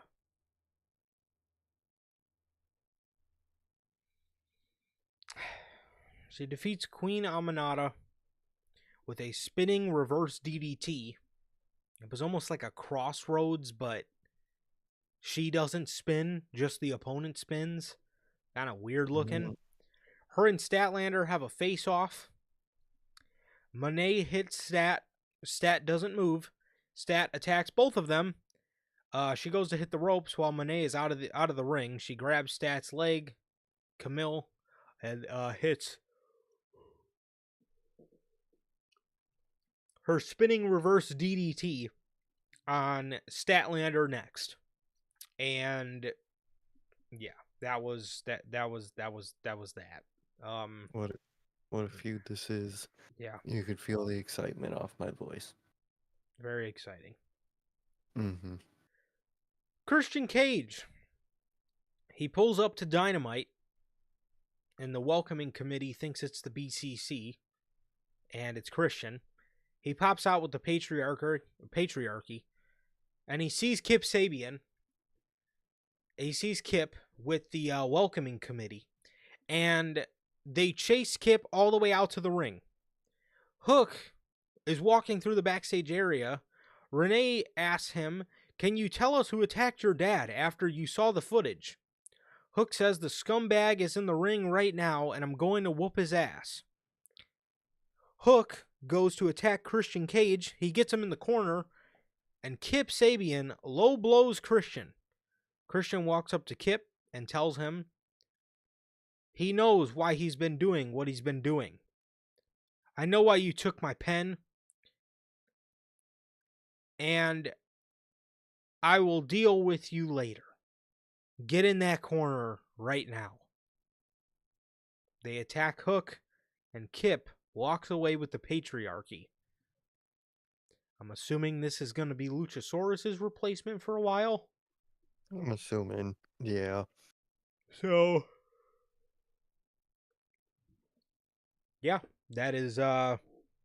That is that, man. And Kip Sabian is with the patriarchy. As that, I guess, all those months of seeing Kip Sabian with the patriarchy finally paid off, which I could respect the long termness of it. But at the end of the day, I don't know I can bring myself to care all that much. No, exactly. I really can't. I mean, obviously, they were gonna have to, temporarily, hopefully, better be like, hope, in a hopeful way, hopefully temporarily only replace, um, Luchasaurus' spot for now. But man, Kip Sabian, that's who you got. That's the replacement. Why not? I guess, man. So that's that. And well, I don't know why you tied it in with Hook to waste the Who Attacked Taz thing, but they did that also, man. So gotta I love Tony. I will say the only positive out of it not being Samoa Joe is odds are Samoa Joe is going to come back to team with Hook. That's which gonna be real good to see. yes, because that I hope most of you guys would have remembered that was one of the best pairings on Dynamite before. I mean, I remember I being upset when not fully upset because I know what Samoa Joe was going to do, but I do remember being upset for the fact of the AEW Dynamite. Now, Twisted Metal Season 2 is going to be a banger, but at the end of that, I knew that Dynamite without Hook and Samoa Joe was going to be a little less good. Exactly. So yeah, but yeah. So that was upsetting, but that is the only positive to Samoa Joe not being the one that attacked Taz is that now he's probably going to come back and team with Hook, which those two guys on a team together is always good stuff. So I was Hmm. enjoying that pairing a lot. Definitely, man. Definitely. Daniel Garcia and Private Party go against the Elite. Isaiah Cassidy rolls up Matt Jackson to get the victory. Isaiah gets on the mic and he says, "Tonight they proved why they can beat the Young Bucks. And they want a rematch. And if they lose, Private Party's done. We will split up." Mark Quinn looks upset. He almost looks like he didn't know that Isaiah was going to say that. Tony, if you Tony, break Private Party up, I'm done. I'm giving up on that tag team division. Might as well can the titles. if you break Private Party up, first of all, and two, if you were gonna have them win the belts, why didn't you just do it on Wrestle Dream? Do it. Who? Why not? What are you? It's not like you're waiting for a great story, with the Young Bucks to tell them they're not doing shit. They're making an ass out of themselves, if anything. Maybe with the loss of the tag team titles, maybe it could have made their fucking dumbass decision on Dynamite a little more sensible. But no, it was absolutely fucking stupid.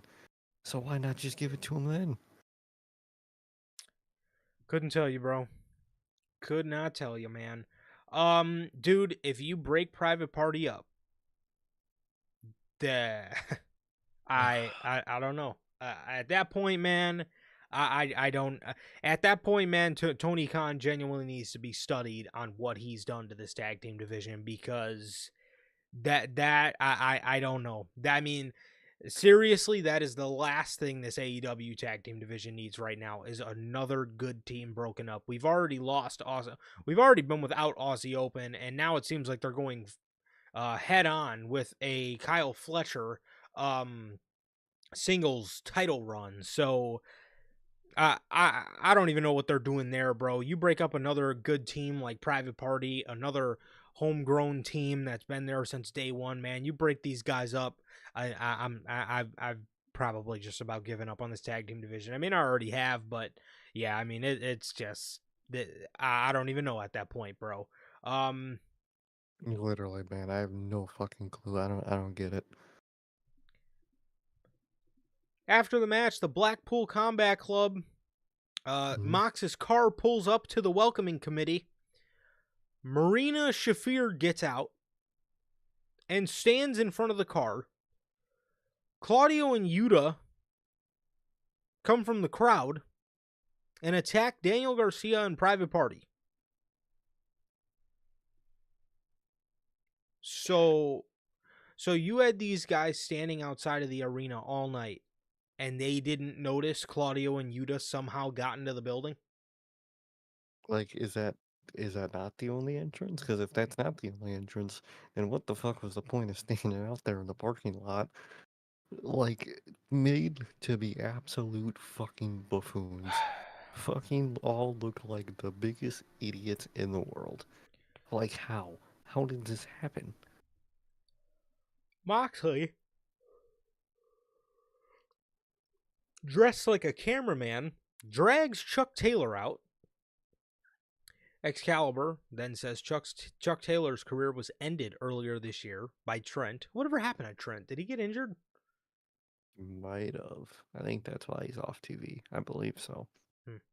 I didn't even notice until Excalibur said that on television. He says that Chuck's career was ended. Claudio curb stomps his head in the chair as Yuta wanted to step on his ankle and not his head. Yuta actually almost looked a little distraught because his old stablemate got his head stomped in.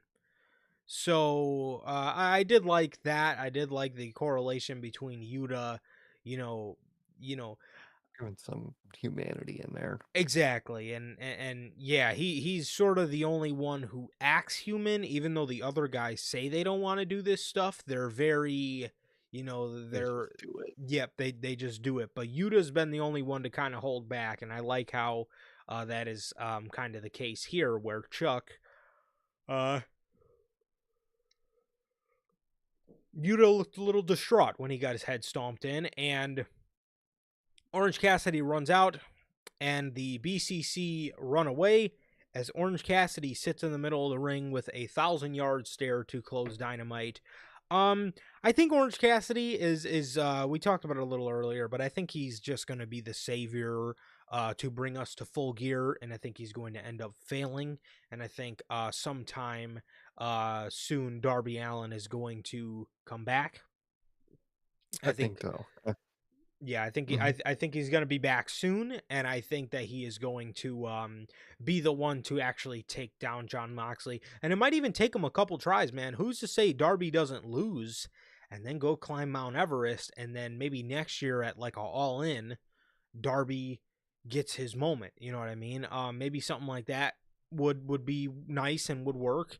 But other than that, I liked what they. I honestly liked what they did with Orange Cassidy. I like that they're finally, finally attempting to make this add some seriousness to this guy's character and just not just his lazy wrestler gimmick. It's like I like at the end of this show how we've actually are trying to do something fucking different with the guy. So I like that, and I'm interested to see where it goes. And yeah, Definitely, man. Definitely. It's a nice change, and it's gonna be decent for now, and he'll ultimately fail, and that's the point. And hopefully, that's a permanent change for him. for sure. SmackDown. Finally. It's only really one thing to talk about on yeah, but that episode of Dynamite. Oh god, My God. that was bad. That was bad. Anyways, now for SmackDown, the show. Um, there's only really one thing to talk about, other than the fact that LA Knight got a custom championship. He got a U.S. title that just says LA all over the strap. So creative, but not creative, I guess. Just yeah. He that's one thing I don't love that they do with LA Knight. They're so uncreative when it comes to LA Knight. They give him like horrible merch and shit. Like, dude, put the effort into this guy. He's fucking phenomenal. Come on, man. He lacks people skills. You lack people skills. It's a good wrestling fan shirt, but fuck. Um, so the big thing on tonight's show was, or on Friday's show rather, was the tag team situation. So it was an epic ending. I'll have you know. The Motor City Machine Guns took on DIY as they took on DIY for the number one contendership for the tag team championships. Motor City Machine Guns won, and the Bloodline came out after. Solo challenged them to a match right then and there for the championships, and they said Motor City Machine Guns were going to say yes. Nick Aldis cut them off, and he said no. I've watched these guys bust their ass for many, many years, and I'll be damned if they're not going to get a fair shot at the titles. Chris Sabin said, wait, no. We should do this right now. We should. He basically he basically said that they stay ready and that they're he said they wanted to do it right now too, and that sounds like a good idea.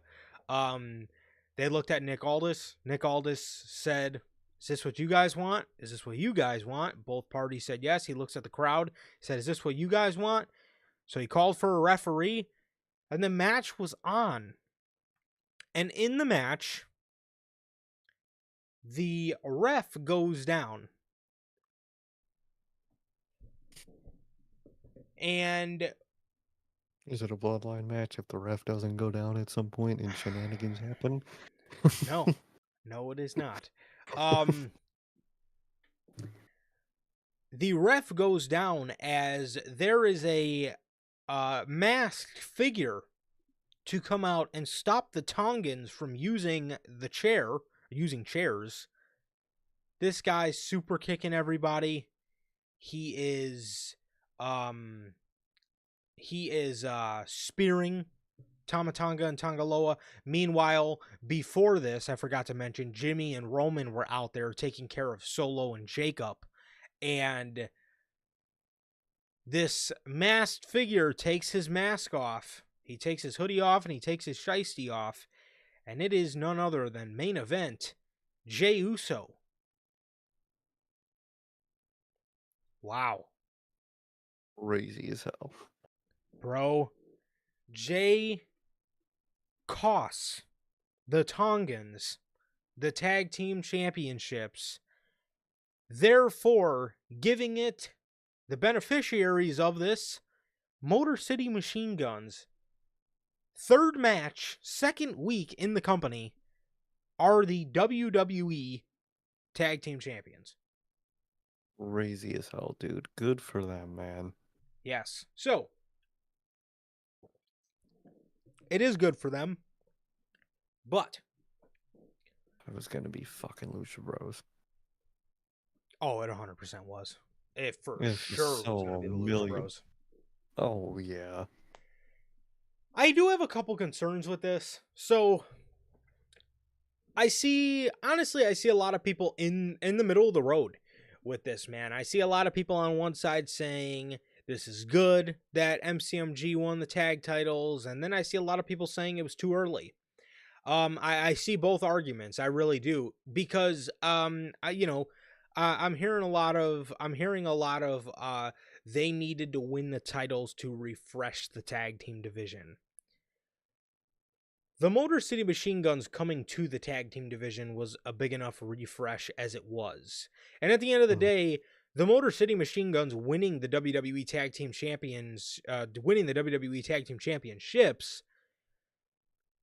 that doesn't really do anything. I mean, the division is still the same around them.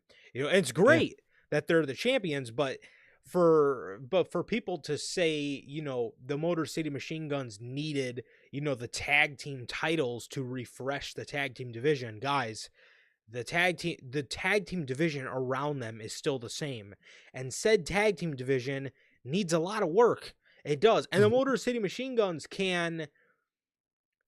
them holding the titles isn't just going to make the division mean something. You could have had the division mean something when DIY had the tag team titles. You could have made the division mean something when the Tongans had the tag team championships. But what did you do with them? Nothing. You did not put them on any pay-per-views. You did not give them any major storylines. You didn't even try. And it's annoying because on Crown Jewel, there's a women's tag team title match.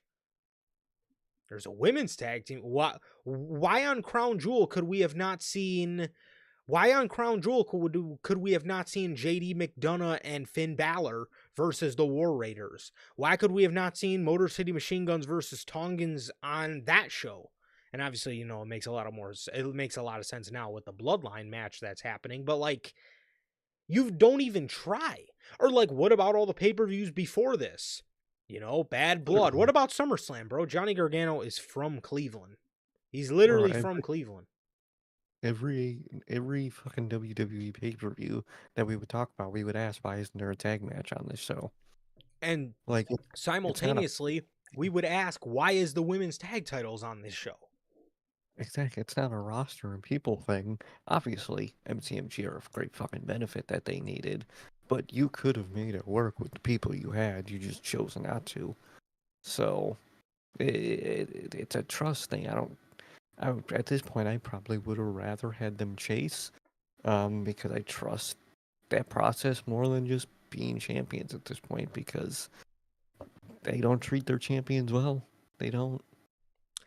Yeah, and I mean, even through like both tournaments that we've seen on Raw and SmackDown, they've showed you it's not a shortage of tag teams. It's not. You have tag teams on either show. Mhm. It's a problem of no recognition and no spots, no opportunities for these guys. There's none. I mean, look at the tournament they just did on Monday Night Raw. You have American Made, War Raiders, New Day, AOP, Wyatt 6, Judgment Day. That is 6 tag teams right there, and I'm sure I'm forgetting some. Then you look over to SmackDown, you have A-Town Down Under, Pretty Deadly, DIY, the Tongans. You have Motor City Machine Guns. That's 5 tag teams right there. And again, I could be forgetting another one or another 2 or whatever, but those are just the top ones that come to mind. So it's not even a thing of you don't have tag teams, bro. It's like you fucking have the teams. It's you don't give them opportunities. You No, you don't don't give them. value the division.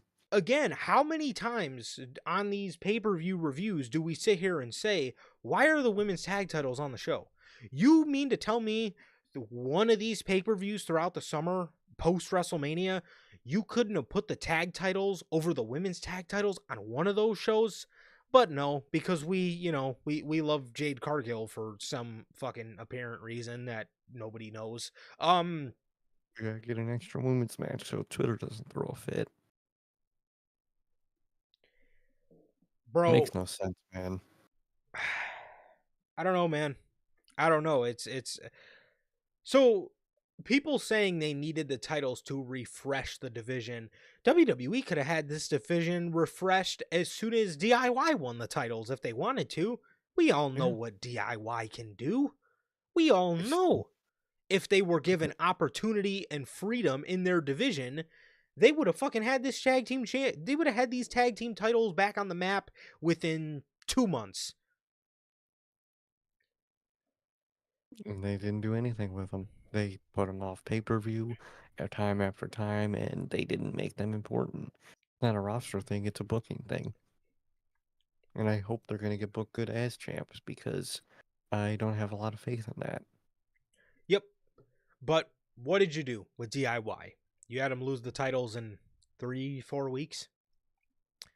You could have put the division back on the map with the Tongans, Tamatonga and Tongaloa. What did you do?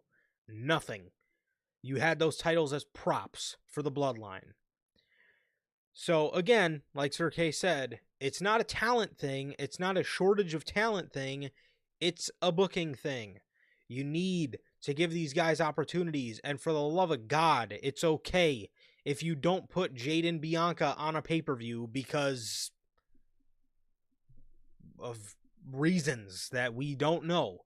I don't know why they have to be on every pay-per-view, but the Triple H loves putting them on fucking pay-per-view for some reason. And they're on every pay-per-view there is, and it's I mean, I don't know what exactly he's putting on pay-per-view for. I mean, Jade Cargill is not really developing much. I mean, No. what is she on pay-per-view to do? In fact, I don't know if you're putting them on pay-per-view to glaze Bianca Belair to show how hard of a fucking carry job she can put on, Mm-hmm. because it's Or a match of Jade Cargill fucking up and Bianca literally, doing an all-time carry job for the tag team. So her she might need back surgery after this fucking tag team run because fucking hell. the Motor City Machine Guns are tag team champions. Now, that's the side of it that I do not understand about people wanting the titles on MCMG so fast and why people are cool with it. The part that I do understand, it makes sense with the Bloodline story. It does. It does. And it was first of all, it was nice to see a team come along and first of all not necessarily be afraid of the Bloodline, but it was very nice to see another team just kind of beat them in convincing fashion. And like I said, it does make sense to the story, bro. They just costed Jey Uso his title, so it would have made no sense if Jey just sat back and, just didn't do anything about it. It would make all the sense in the world for him to travel on over to Brooklyn to cost them their belt since they just did it to him. So it does make sense. It does make Yeah, sense. Again, I just don't really understand the argument of we need to get the titles on Motor City Machine Guns so the division can be put back on the map. I mean, it's it's gonna done it already. it could have been done a long time ago, and it just hasn't. So, um, but I like that they were the beneficiaries to the Bloodline story. And um, personally, man, I probably would have maybe put because here's the thing with Motor City Machine Guns, you had them face DIY, you had them face the Tongans. Now we've And already had those are like the two biggest tag teams on SmackDown. Who the fuck do they face now? who do they face? And going back to DIY, you're really teasing a breakup already with DIY when they're just kind of like going to get lost in the single shuffle on SmackDown if they Yeah. do break up. Come on, dude. Keep it, man. Whole lot of weird fucking decisions with tag team wrestling nowadays. What has tag team wrestling become? Oh, it's nothing. It's literally nothing. It's the least valued thing on every company's roster. It's the least valued thing. I want to remind you all, a few short years ago, tag team wrestling was and I mean The the best. shit. It was the absolute shit. And now it's nothing. Yep. So, um, that was that. And at the end of the show, Jimmy walked back out there and Jay was standing in the ring. These two brothers hugged. Um, there is a bit of a logic gap with this, and it's not even this moment in particular. It was the week where he sees Jay. Jimmy sees Jay on Raw. Jay's very standoffish to Jimmy. They see each other on SmackDown, and it was the episode. It wasn't the SmackDown, but it was the last. It was the October Mm. 18th edition of SmackDown. He sees Jimmy and he smiles at him.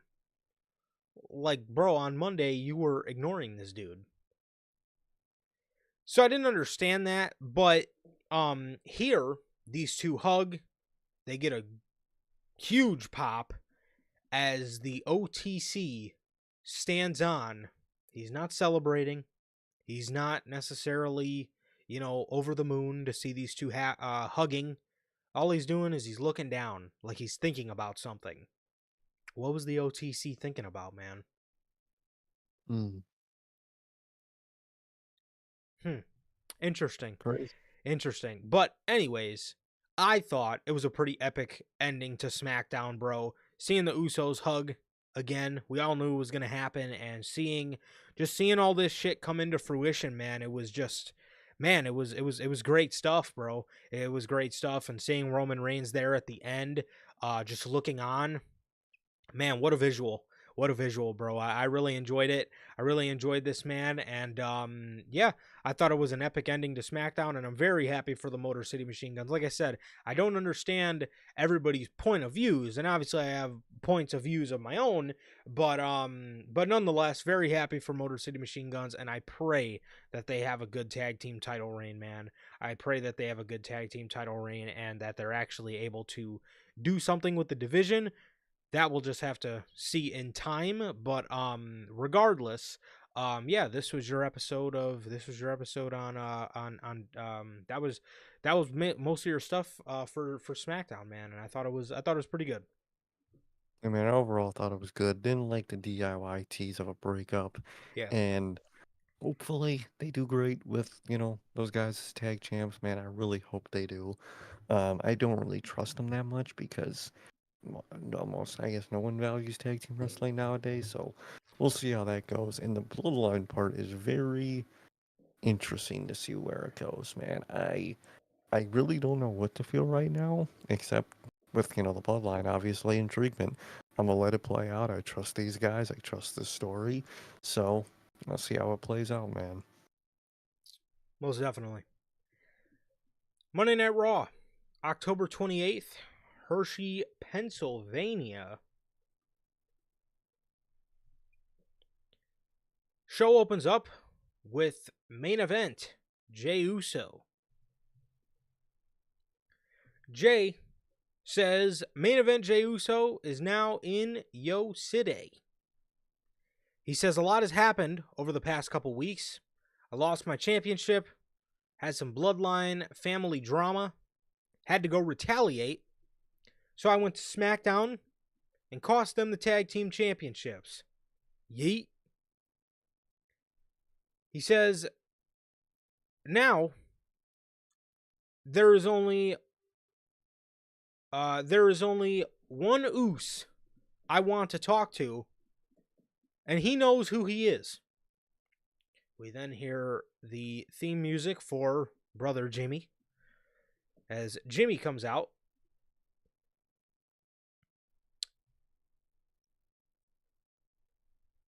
He says, here we are, Monday night, in the middle of the ring, to look you face to face and say thank you.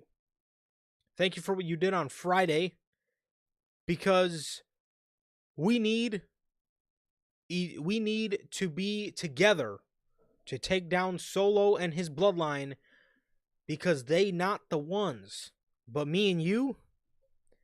Jey then says, guess what? We not the ones either. You know, the last time I seen you, it was a half a year ago, Oos. It was WrestleMania, fighting each other. But guess what? A lot has happened. So again, they know us now. They don't get us confused no more. Now they know you're Jimmy. They know I'm Jey. They know you as No Yeet. They know me as Yeet. Watch this. He then yeets to the crowd. He says he became Intercontinental Champion by himself. Just me, Oos. But none of those titles top being your twin brother. Jimmy goes for handshake. Jey puts his arm out to stop him, push him back. Jey says, we still got stuff we gotta fix. He says, I'm telling you, Oos, if we do this, we ain't nobody's do boys. We ain't nobody's side piece. We ain't no yes men. We grown men. You be Jimmy, and I be Jey, and we can be the Usos. Jimmy says, all right. Jimmy says, all right, Oos. OTC will be there Friday on SmackDown. Why don't you come through and holla at him? Come through and squash the beef. What do you say? I'll make sure he's there. Jey says, I'll be there, Oos. They go to dap up each other, and the Tongans come out. Tama Tonga and Tongaloa come out. Jacob Fatu then comes out. He goes for a hip attack to Jey with the chair, similar to what they did to Jimmy earlier after WrestleMania. Jey throws the chair at Jacob. The Usos then double super kick Fatu, and officials come out to the ring to make sure the Solo's bloodline does not get back into the ring to continue the brawl, man. So that was the opening segment to Monday Night Raw. Great stuff. Great stuff with Jey, with Jimmy. I like how Jey is now, you know, this is family. So, you know, he feels like he has to do it, but he's making sure to set his boundaries this time and make sure that they are not right-hand men, they're not yes men, they're not, you know, task boys, they're, you know, they're Jimmy and they're Jey now. They're, like he told Roman, we are equals now. So I like that. I like that a lot. I really like what they did here tonight with that. I like the reason why Jay, is so, head first back into this because that's his brother. He just wants to be with his brother again, man. He wants to squash all the bullshit and just be a tag team with his brother again. And I loved that line of, they know who we are. They know you're Jimmy and I'm Jay because when I first started watching, I couldn't tell them apart. A lot of people couldn't, and now look at them. They're so you know, distinct in their identities, and it's just fucking great, dude. And I really like what they did here tonight with that, man. I love the vibe. I love how they're like they said they're not nobody's yes men. They're the Usos, man, and I fucking love that, man. And I'm actually excited for them to be back as a tag team again after that. Yes. Yeah, I knew this story. I knew this story was gonna be beautiful. I knew this story was gonna make grown men cry, bro. And man, It I'm really telling is. you. It's fucking great, man. Adam Pierce is on the phone with Nick Aldis. He's yelling at him like he just Nick Aldis is his baby daddy or something.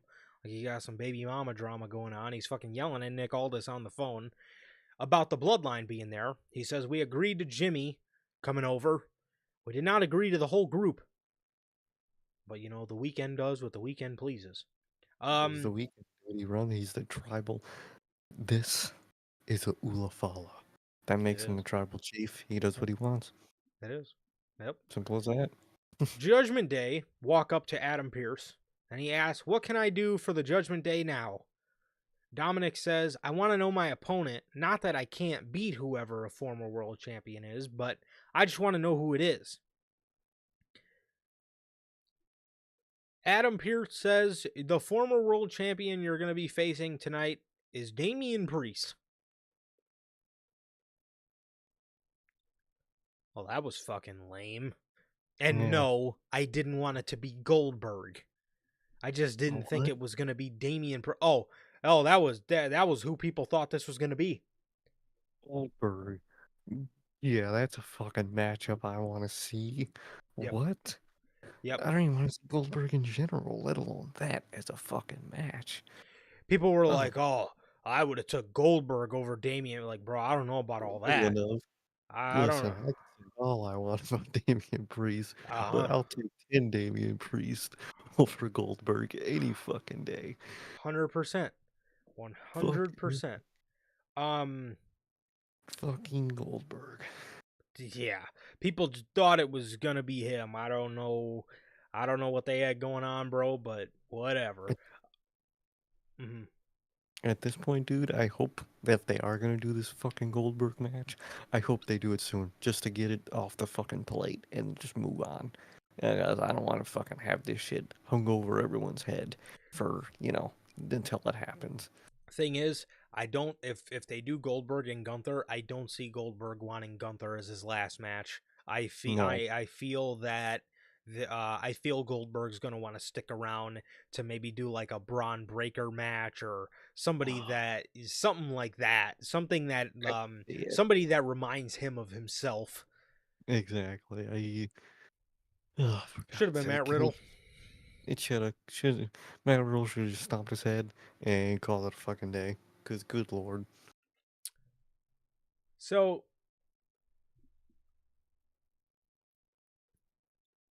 he says his opponent is Damian Priest. Dominic then says the Judgment Day don't believe in him and they don't believe he can be a world champion. And he wants to go out there alone. In the middle of him saying this, Finn Balor walks away. Bro just walks away. JD realizes he left and he walks away with him. As Liv Morgan is sitting there all sad and she's telling Daddy Dom that she believes in him. Interesting, very interesting, especially when we get to the main event part. Very interesting, and I have my own theories about this. But yeah, that was that. Pretty underwhelming. Not even, and again, I did not want this to be Goldberg in any realm. No, Of the possibility, Damian Priest isn't a guy that you make us wait a week to announce. Uh, no, that's not an announcement person. I'm sorry. yeah. Sheamus defeated Ludwig Kaiser with a brogue kick in just a regular match. Um, that. Pretty good match. Yeah. Rhea Ripley had a video package. She was telling the Cry About It crew they are going to have to kill her to stop her from trying to get back her women's world championship. So another segment. I don't know if Rhea's been on vacation or if she's been on her AEW grind, film 4 vignettes and stay at home for 4 weeks. I don't know. I don't know if she's got something going on or I don't know. But I feel like we haven't seen her in a minute, I Oh, I feel think. like we haven't. I don't know if Buddy Matthews explained to how like the AEW roster does it, so she's like, "Fuck it, I'll try it I too want to for try a this little." out. Yeah. Yeah, just film some vignettes and fucking chill at home. That sounds like the moves. But I don't know how or what they're doing with this, but I guess this is what they're doing right now. Yeah. Jimmy and Jay are walking in the back.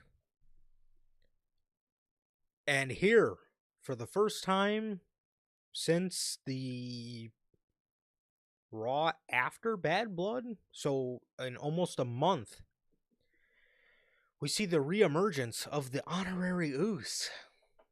And had to wear the shirt. I said, oh shit.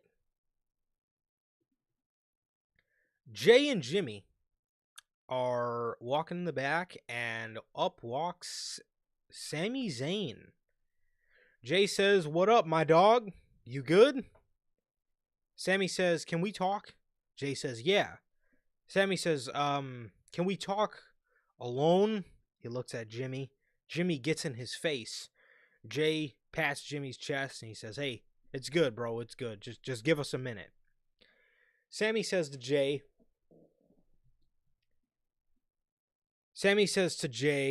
"So what is all this?" He says, "So what is all this? So we're now so you're now just the Usos, everything's cool now after everything Jimmy did to you. I just want to make sure you're not going to go back." He says, "I just want to make sure um he says, "I just want to make sure you aren't actually going to go back to SmackDown and talk to Roman Reigns and squash this beef. Is everything just fine now?" Jay says, "Sammy, I know what you're saying about Roman, but I think Solo's worse."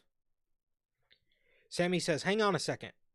Solo is not the one who got in your head for years. He's not the one trying to make you jump through hoops every single week to try to prove your worth for years." Jay says, "It sounds like you're on Solo's side." Sammy says, "I'm not on anybody's side, okay? I'm on your side. It's not a lesser of two evils. It's not about choosing sides. It's about not getting involved. It's not your fight anymore, Jay. I can't tell you enough. It's just not your fight anymore. You said it yourself. You're your own man. I just don't understand why you go back." Jay says, "You wouldn't understand because you're not family, Oos." Damn, that's a stab in the heart. When he said that, this is why. And I knew it. I fucking knew it, dude. These fucking AEW. I knew as soon as I load up Twitter, and all of a sudden I'm just being spammed with a bunch of "This is what you call cinema." Yeah, Yes, motherfucker. What do you call cinema? because that line meant this is the part of the movie where the two main characters are fighting, and you don't want them to fight. They shouldn't be fighting, but they arguing, and they got to resolve that problem for the movie to end. This is great. This is dope. I loved it. It's a stab in the heart, and it fucking should be, because the moment when that is reversed and healed, it's gonna be fucking great. Come on, people.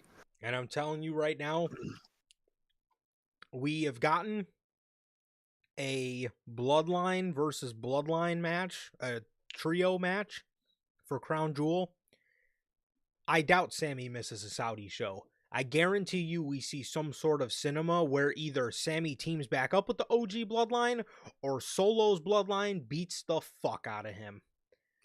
Makes an example out of him. Makes Man, it's gonna go crazy. I like what they're doing here, and I like what they're setting up because Jay is eventually obviously gonna apologize for, this whole interaction, Oh yeah. and Roman's gonna see it. And maybe that's gonna be a sight for Roman to be like, damn, maybe that's what I was doing to my own family. Maybe that's exactly what I was doing. Yep. Maybe it could be an awakening for Roman himself.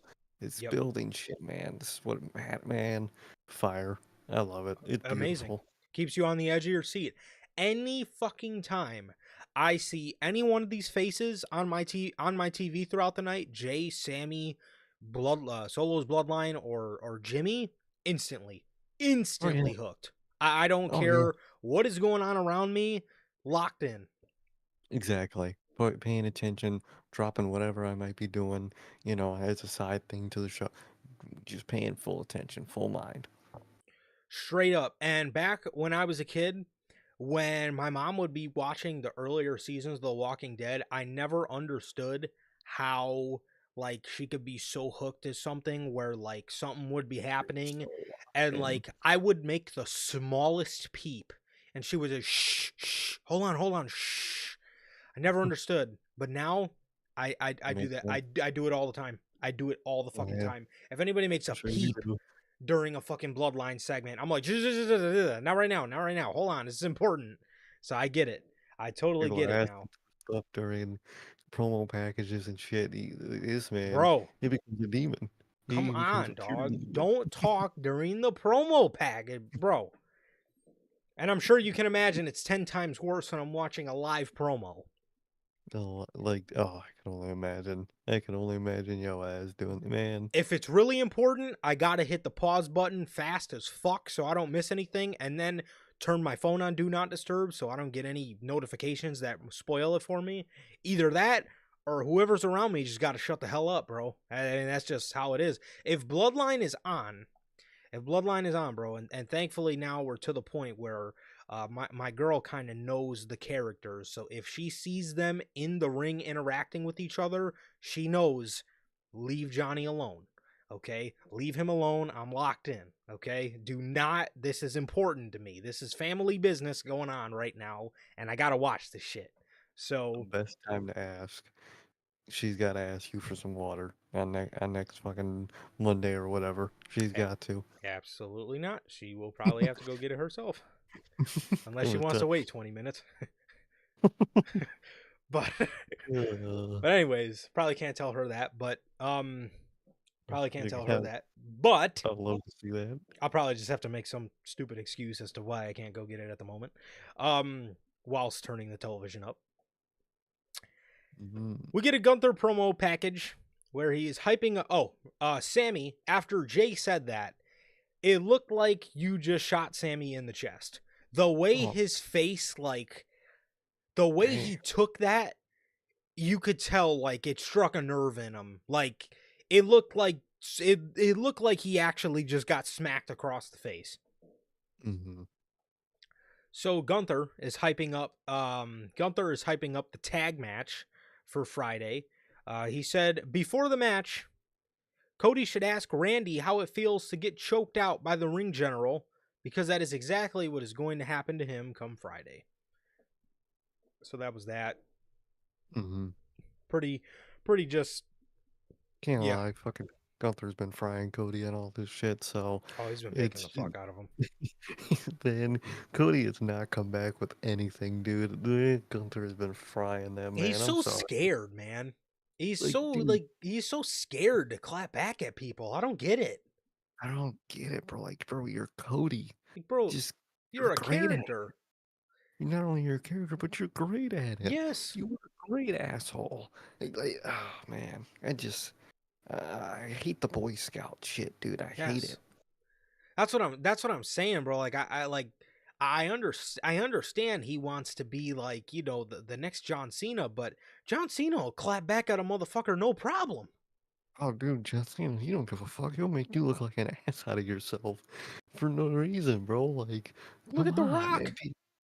The Rock, people love the fucking Rock, and he's fucking calling him Hicks every fucking week, every time. Well, not every week, every fucking 3-month appearance, but when he's there, he's fucking calling people hicks and like, dude, and they're eating it up. Like, not Anybody saying re- anybody remember when white meat babyface John Cena showed his wrist, made fun of The Rock for fucking writing his promo on his wrist? Or what about when he fucking like flamed fucking babyface Roman Reigns? I was just gonna say, dude, literally that whole promo, it's like a fucking 11-minute promo of him just fucking flaming fucking shitty old babyface Roman Reigns for like 11 minutes. Cooked that motherfucker, fried him. Like, Yes. dog, put, s- put, s- put some fire in your mouth, dude. Fucking shoot back. Yeah, I don't, you know, he talked about his promo battle. Or, do you remember the promo where he told The Rock that he had little dick syndrome and that he was a crybaby bitch? Mm-hmm. Cody did an interview where he was talking about how he felt bad for cutting that promo because there's kids that look up to him. Do you want the people that look up to you to think you're a bitch? No. Yeah. Teach the Um, kids to stand up for yourself. Yeah, don't fucking if you want to be a fucking pillar for the kids, like you said, teach them to stand up for themselves. Don't take shit, dude. You don't think they hear their parents saying that shit all fucking day? Trust me, Cody. It's no difference between a guy on TV saying it. Like, come on, just clap back, bro. Please, you're good at it. You're Yes. actually really fucking good at it. So, Yes, he's very good at it. dude, He's he's very such a fucking great good at it. kid. If a motherfucker would be on AEW, bro, literally smashed Triple H's throne on AEW television for Like no reason. He like just bro, did it. like bro, like we understand that like you are playing a character on TV. Like bro, you don't have to keep up. You don't have to keep that you're a good human on television. Like bro, we all know you're a good human being. Like bro, Exactly. all the stuff he does for his younger fan base and all that, like bro, we know you're a good human being. Like trust me, the kids will live if they hear you call somebody a bitch, or you don't even have to use curse words, but just clap back at people. Clap at him. Just say something back, dude. Literally, you cut to movies. You cut to fucking No Way Home and Spider-Man. You don't think it wasn't fucking cool watching Spider-Man be angry as fuck, saying he wanted to kill the Green Goblin for what he did? He's the ultimate good guy, and he wanted to fucking kill the fucking dude. That was great. He wanted to get his clap back. Can you do that, Cody? Can you stop being a Boy Scout and fucking get your clap back? Yes. Yes. Ugh, Also just still really annoyed that this is the fashion we're getting thing. Gunther versus Cody. It's It's just such lame. what the It's fuck? so lame, dude. It's so valueless. Yes. Dude, every week they're fucking having fucking the Secret Service tote around that fucking big ass title. It's like, dude, I In a don't fucking fucking care. case. They carrying it Man, around in a fucking Milwaukee pack out. I was gonna say, dude, they're fucking carrying the fucking nuclear football that the fucking president carries around. Like, dude, this shit, I don't give a fuck if there's real diamonds in it. As a fan, I don't give a fuck about the thing. It'd be 10 times more valuable to have fucking Romans 2 titles in a singular fucking thing and walk that around with the Secret Service. That'd be more valuable. What the Yeah. fuck? Yeah, I really just wish we got this in a more important fashion, man. Maybe WrestleMania 42, 43, something along those lines, man. And again, I'd even be fine waiting till 42 verse 4 or Yeah. 43 because I wanted to see this with more importance, not at fucking Crown Jewel. I'm a patient fan, man. I can wait. I fucking waited fucking 3, 4 years for Roman and Cody to get his spot and shit. Like, dude, I can Yes. wait. Come Especially on, guys. with I mean look at what's going on with AEW. Have you heard me and Sir K complain once about, oh, when are they going to debut the main guy in the Moxley stuff? Like I hear everybody Exactly. talking about, no, I can fucking wait. Oh, I'll wait. I'll wait. I'll wait for. I'll wait for Bobby Lashley. I'll wait for the mock stuff. I'll wait for. I'm not saying every week we need Darby Yeah. instantly here Where's already. Darby? I'm hearing that too all the No, time. Darby hasn't shown up since the pay-per-view. No shit. That's the that's point. the fucking point. Like, it's okay to wait. It's okay to wait. Like, come on. And it's them motherfuckers, bro, that constantly ask for long-term book. Where's the end of the where's this Moxley stuff going? What the fuck? So you guys want to preach for long-term booking, but you can't wait 2 months. You need something to happen. All Like, right. I don't get it. All right. So, Ivy Nile defeated Zelina Vega with a swinging Uranagi. Fuck, man. Um, Fire. Next. Uh, I Uh, we get a segment where Jimmy is backstage. He's packing his bag. And Jay walks up. Jimmy says to Jay, "How did the talk with Sammy go?" Jay, kind of in a state of remorse, I would say, he says, "Man, I told him he wasn't family." Jimmy shrugs and he says, "Well, he's not." Jay says, "Hey, man, when you left, he stepped up. You know, man, you probably wouldn't understand either." Jimmy says, man. let me go talk to him." Jay says, "No, something bad is going to happen if y'all cross paths." Jimmy says, "Nah, Oos, I just want to talk. You got my word." So this leaves one more interesting segment for the night that was a game changer on the night. I Mhm. think people are a bit stupid behind it, but we'll get to it. But typical wrestling fans. They see something, and that's exactly what it presents itself as to, the audience, Mhm. is exactly what the audience fucking thinks because they're stupid. Yeah. You see, ugh, fuck, I don't get it. Fucking Mysterio shows footage of Spider-Man being a bad guy. Oh, Spider-Man's a bad guy, dude. That's it right there. Yep. No nuance at all. No detection skills. Yes, and I love this segment, and I love just almost the remorse and how Jay needed to get it off of his chest. Like, oh fuck, because you could tell he felt bad Um, about it. Like, man, I like how that's the I one thing he explained it as. yep, He told him he wasn't family. because he knows he was wrong for that, and he Mm-hmm. knows that that was just something out of anger that he was Mm-hmm. saying, because Sammy wasn't necessarily understanding his reasoning as to why he wanted to go back and fight with his family, so he said something out of anger because Sammy pissed him off. Guess what? Those are real people emotions. Real people Real emotions, real base storytelling is what made AEW good. Now we're getting it in WWE. But anyways, that's for a different fucking day. yeah, Um it's happened to this world. Seth Rollins. Seth Rollins is walking out to the ring and Joe Tessitore says Seth Rollins is taking this head on the way he likes it. He's taking it head on, man. Who is he, Sir K? What? What? He's, he's taking it head on, man. Maybe I need to. Maybe I need to take after Seth, man. Maybe I Oh, you do. do. Okay.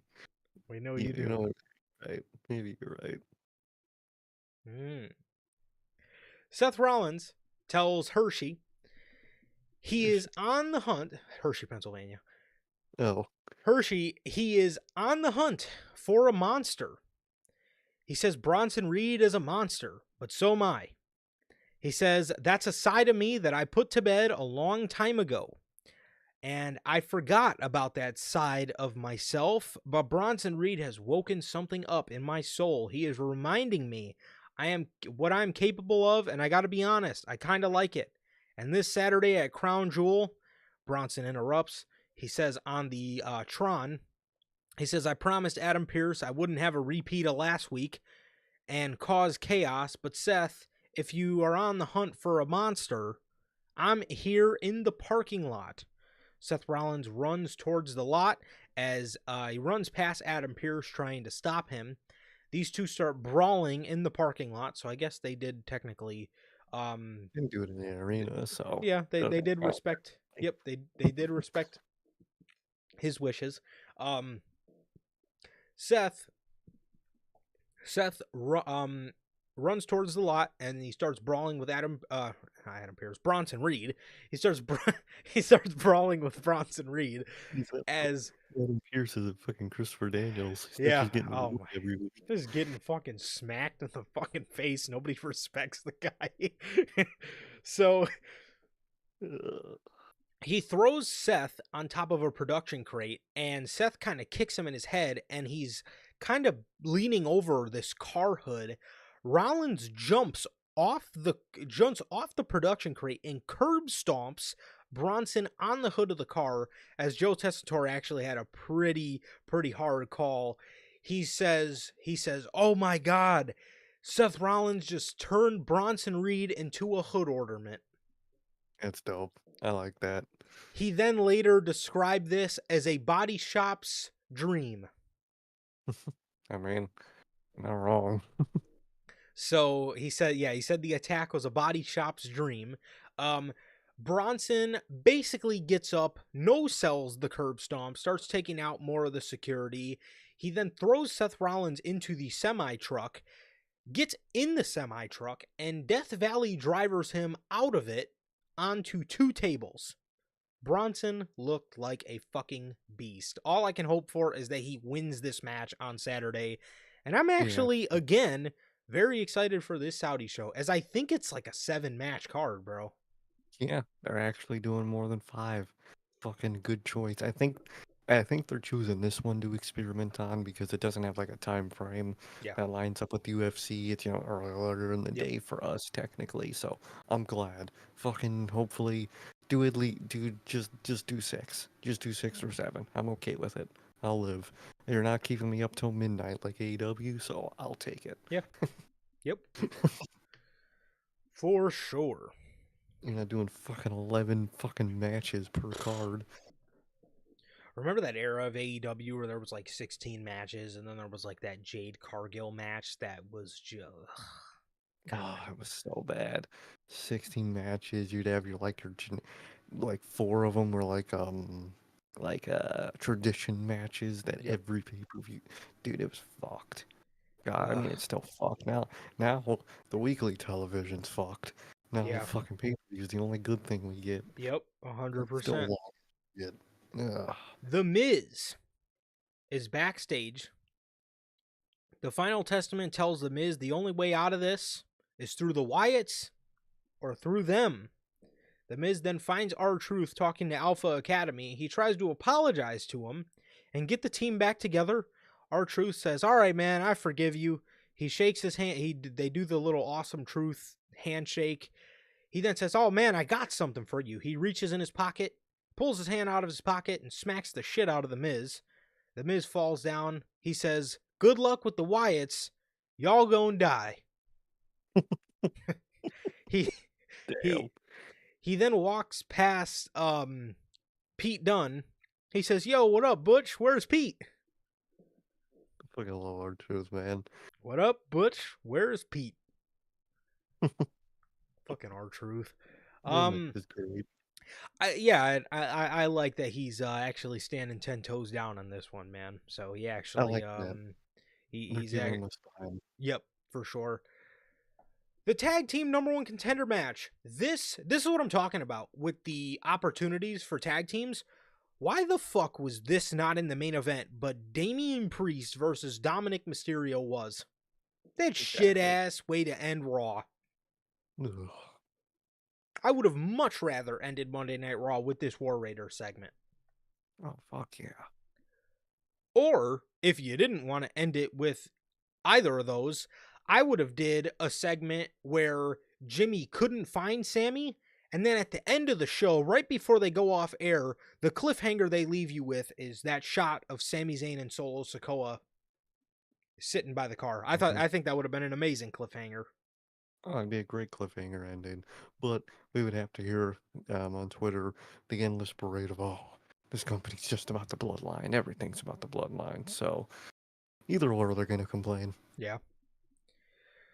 The War Raiders, LWO and the New Day.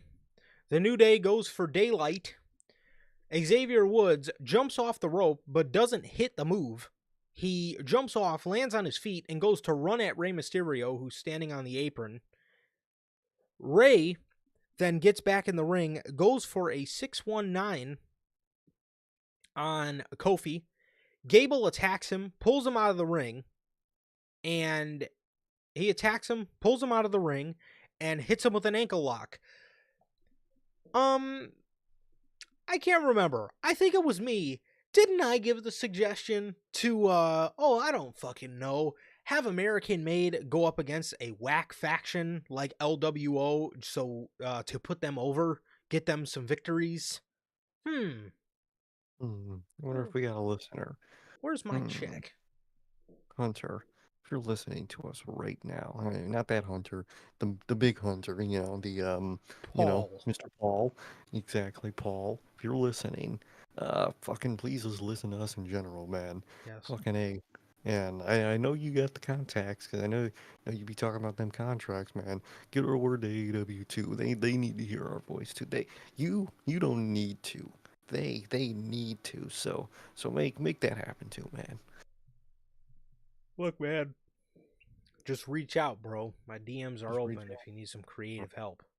Exactly, man. Just get just a lot of food royalties in there. Don't got to be a Tony Khan check. It could just got to be a Paul Levesque check. Take one of those. Exactly. Exactly. So he goes for a Chad Gable has Rey Mysterio in an ankle lock as Rey Mysterio's out on the outside of the ring screaming, ah, ah, His voice, ah. dude. It's great. The War Raiders get in the ring. Eric hoists Kofi Kingston up. Ivar hits the springboard clothesline, and the War Raiders win the tag team tournament, and they are the number one contenders for the Judgment Day. As let's please get the fucking titles on the War Raiders. Please, let's just do it. Fucking Yes. just, just do it, please. Get that on them, and we'll get it off the Judgment Day, and that could produce single stuff for those guys individually in the future, which could be really good. So I think it's just a benefit for everybody if they just win them. 100%. 100%, bro. The Judgment Day got to lose those titles, which is criminal because JD McDonough and Finn Balor, Bomb ass tag team. they actually could have had a really fucking good title reign. They actually could have put on some banger fucking matches, bro, and had some really good stories on top of that. And they did not. But yes, I don't know. This is what I'm talking about with tag teams, bro. This number one contender tournament, why this was not in the main event over Dominic and Damian Priest, I have no idea. But that was a completely idiotic decision, and in my opinion. And yeah, I don't know why they did that, bro. I do not know why they did that. I thought this could have easily been in the main event over what they gave us in the main event. And by doing this, you would have brought more importance to the tag team division because people would have said, "Oh wow, look at that! They're putting the tag team tournament in the main event. Must be important." Exactly. Karrion Kross is in the back. He asks Miz, "What's the plan?" Miz says, "If we see the Wyatts, then run." Kross says, "I'll tell you what the plan is. You need to find Bo Dallas tonight and ask him why he's getting involved in my business, or else I'm gonna break your legs." Miz obviously looks scared. Dude, please give me Hitman fucking Karrion Cross. I need him to say that type of shit as Hitman Cross again. I need the ultra unnecessarily violent Karrion Cross back. That shit is great. Oh, he He's was so great. he the Miz tried to talk over him in this, and he just screamed over him. He was like, he, he Miz wanted to say something. He was like, "Listen." I love Cross, dude. That man is hilarious, dude. He's so unnecessarily aggressive and violent. It's fucking hilarious. I don't know if you guys ever seen that clip. I think it's a TNA It clip. is, yeah. of him. It's some backstage, pre-recorded vignette, and he's sitting at a table, and there's a bunch of shit on the table, and he just goes, "You know what I believe in? I believe in violence," and he just starts banging on and fucking like throwing everything. There's like water bottles on the table. He's fucking throwing them off. He's fucking banging on the table and like flips, dude. Fucking hilarious. Carrying Cross is hilarious. Oh, God, goated. That that was is such a fucking funny hilarious. clip, bro. I love that clip. I believe in violence. Boom, boom, Oh, boom. Yeah, man. Cross is so something. fast, dude. I Yeah, love it. I forgot about that. The Miz went to talk over him in there, and he just goes, "Listen." Fucking love Cross, dude. Oh man. Jimmy, Jimmy, brother Jimmy. He's Man, oh walking man. backstage. He's asking writers.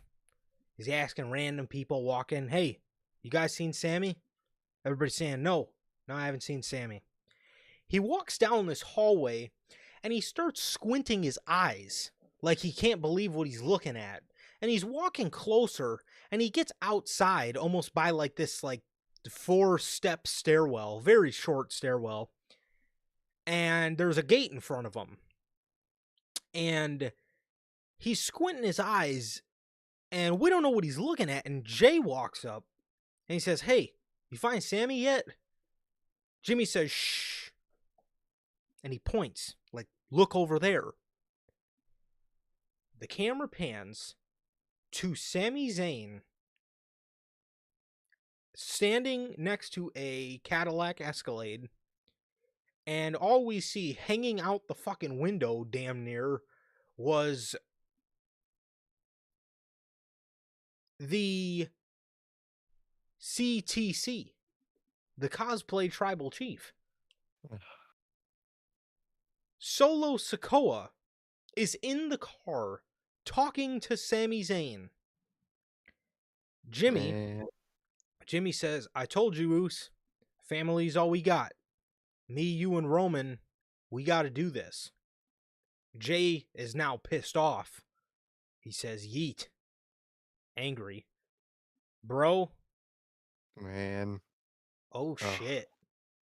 that reveal that because okay, so what happened? What I think happened so far is Sammy saw them probably leaving the arena, after, what they did and whatnot. They were leaving.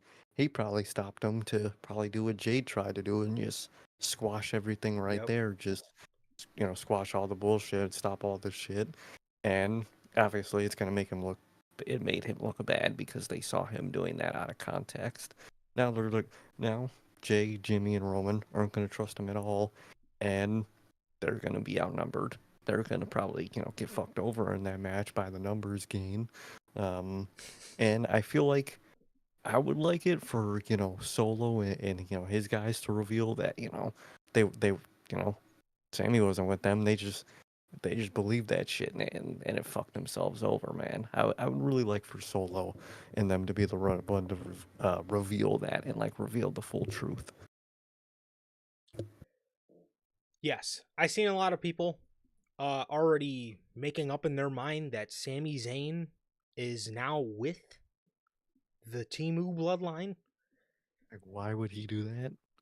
What I think, Sammy set the table for you guys earlier in the night. So Sammy says to Jay earlier in the night, when Jay said, "I think Solo's worse," Sammy said, "No, Solo's not the one who got in your head. Solo's not the one." Because if you guys remember, Solo was the enforcer. Solo would have turned on Sammy in a whim for the He was about bloodline. He was. He was about to at Tribal Court 1. But a lot of things with Solo, Sammy liked Solo. Mhm. Sammy thought Solo was lively and the life of the party almost. Remember, he used to always go over to Solo and he would hang on his shoulders and he would, he would bump shoulders with him, and Sammy would be having a jolly old time and he would think that Solo fucking loved him, and Solo was just standing there with the straightest look on his face like, what the fuck is wrong with this dude? Um I think what was going on here is Sammy is almost going to see for himself, because he probably remembers the Solo that Sammy remembers when he was in the bloodline. And he probably went up to Solo because in his mind, he's like, no, He ain't that Solo bad. can't be Won't win. worse. Solo Yeah. surely can't be worse than Roman. But what he's going to find out real soon is he is. And I think maybe they're going to string Sammy along here.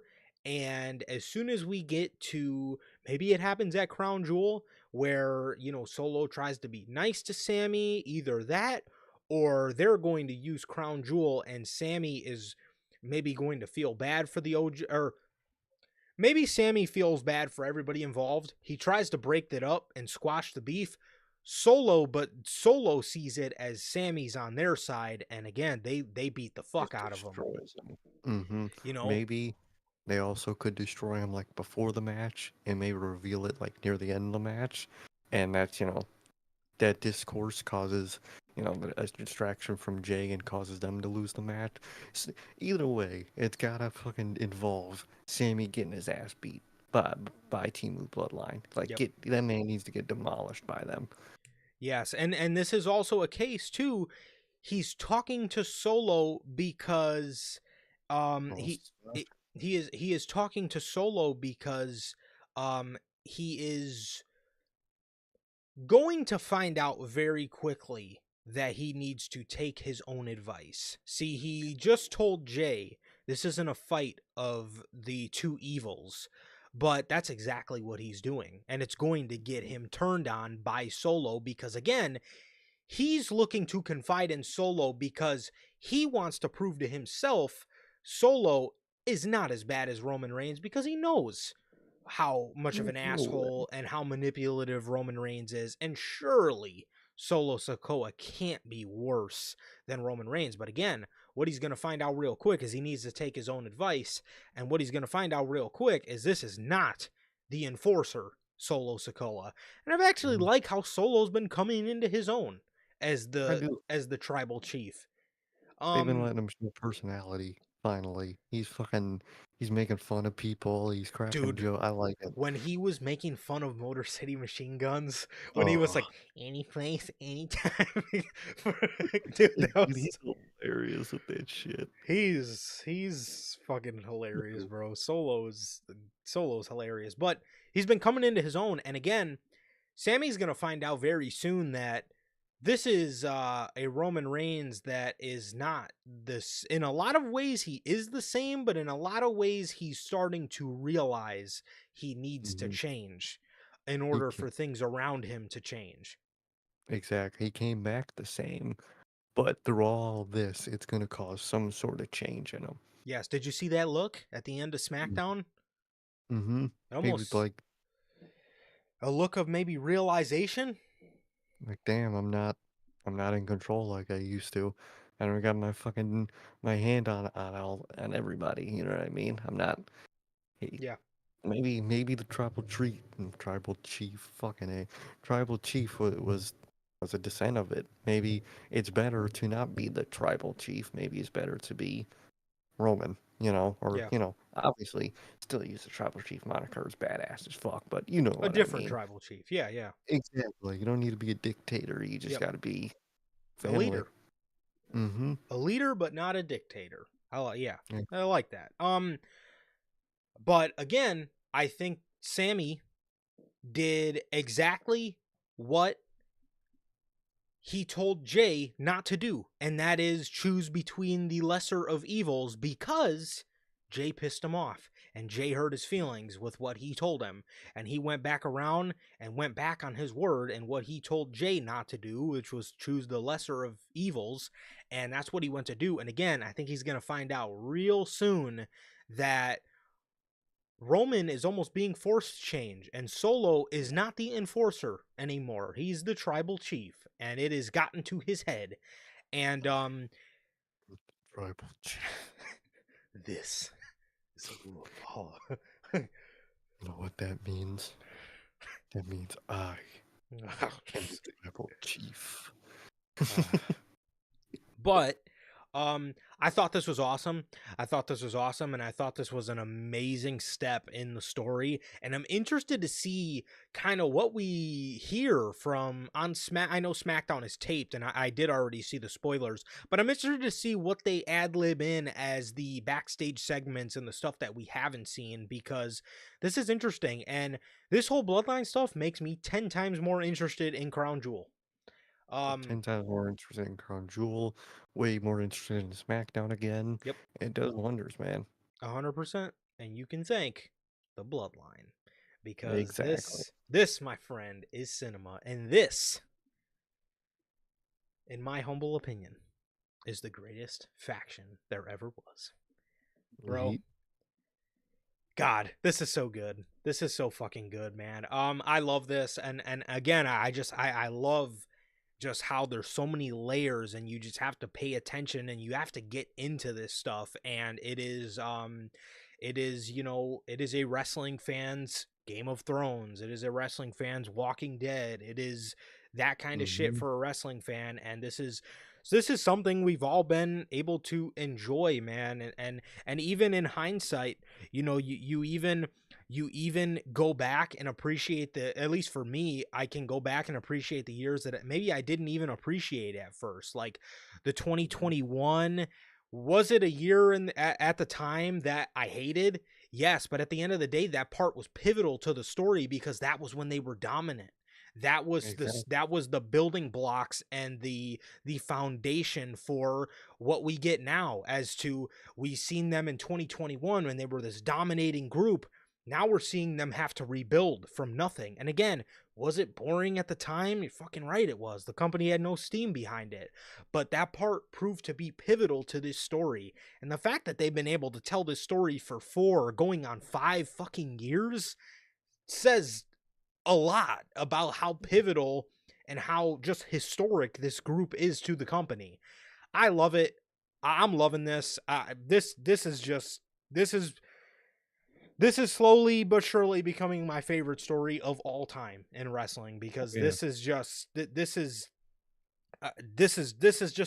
insane stuff, man. I mean, this is just, again, 4 fucking years of rich story that you can go back to and pinpoint all these certain moments and see how they make sense 4 fucking years later, and it's insane.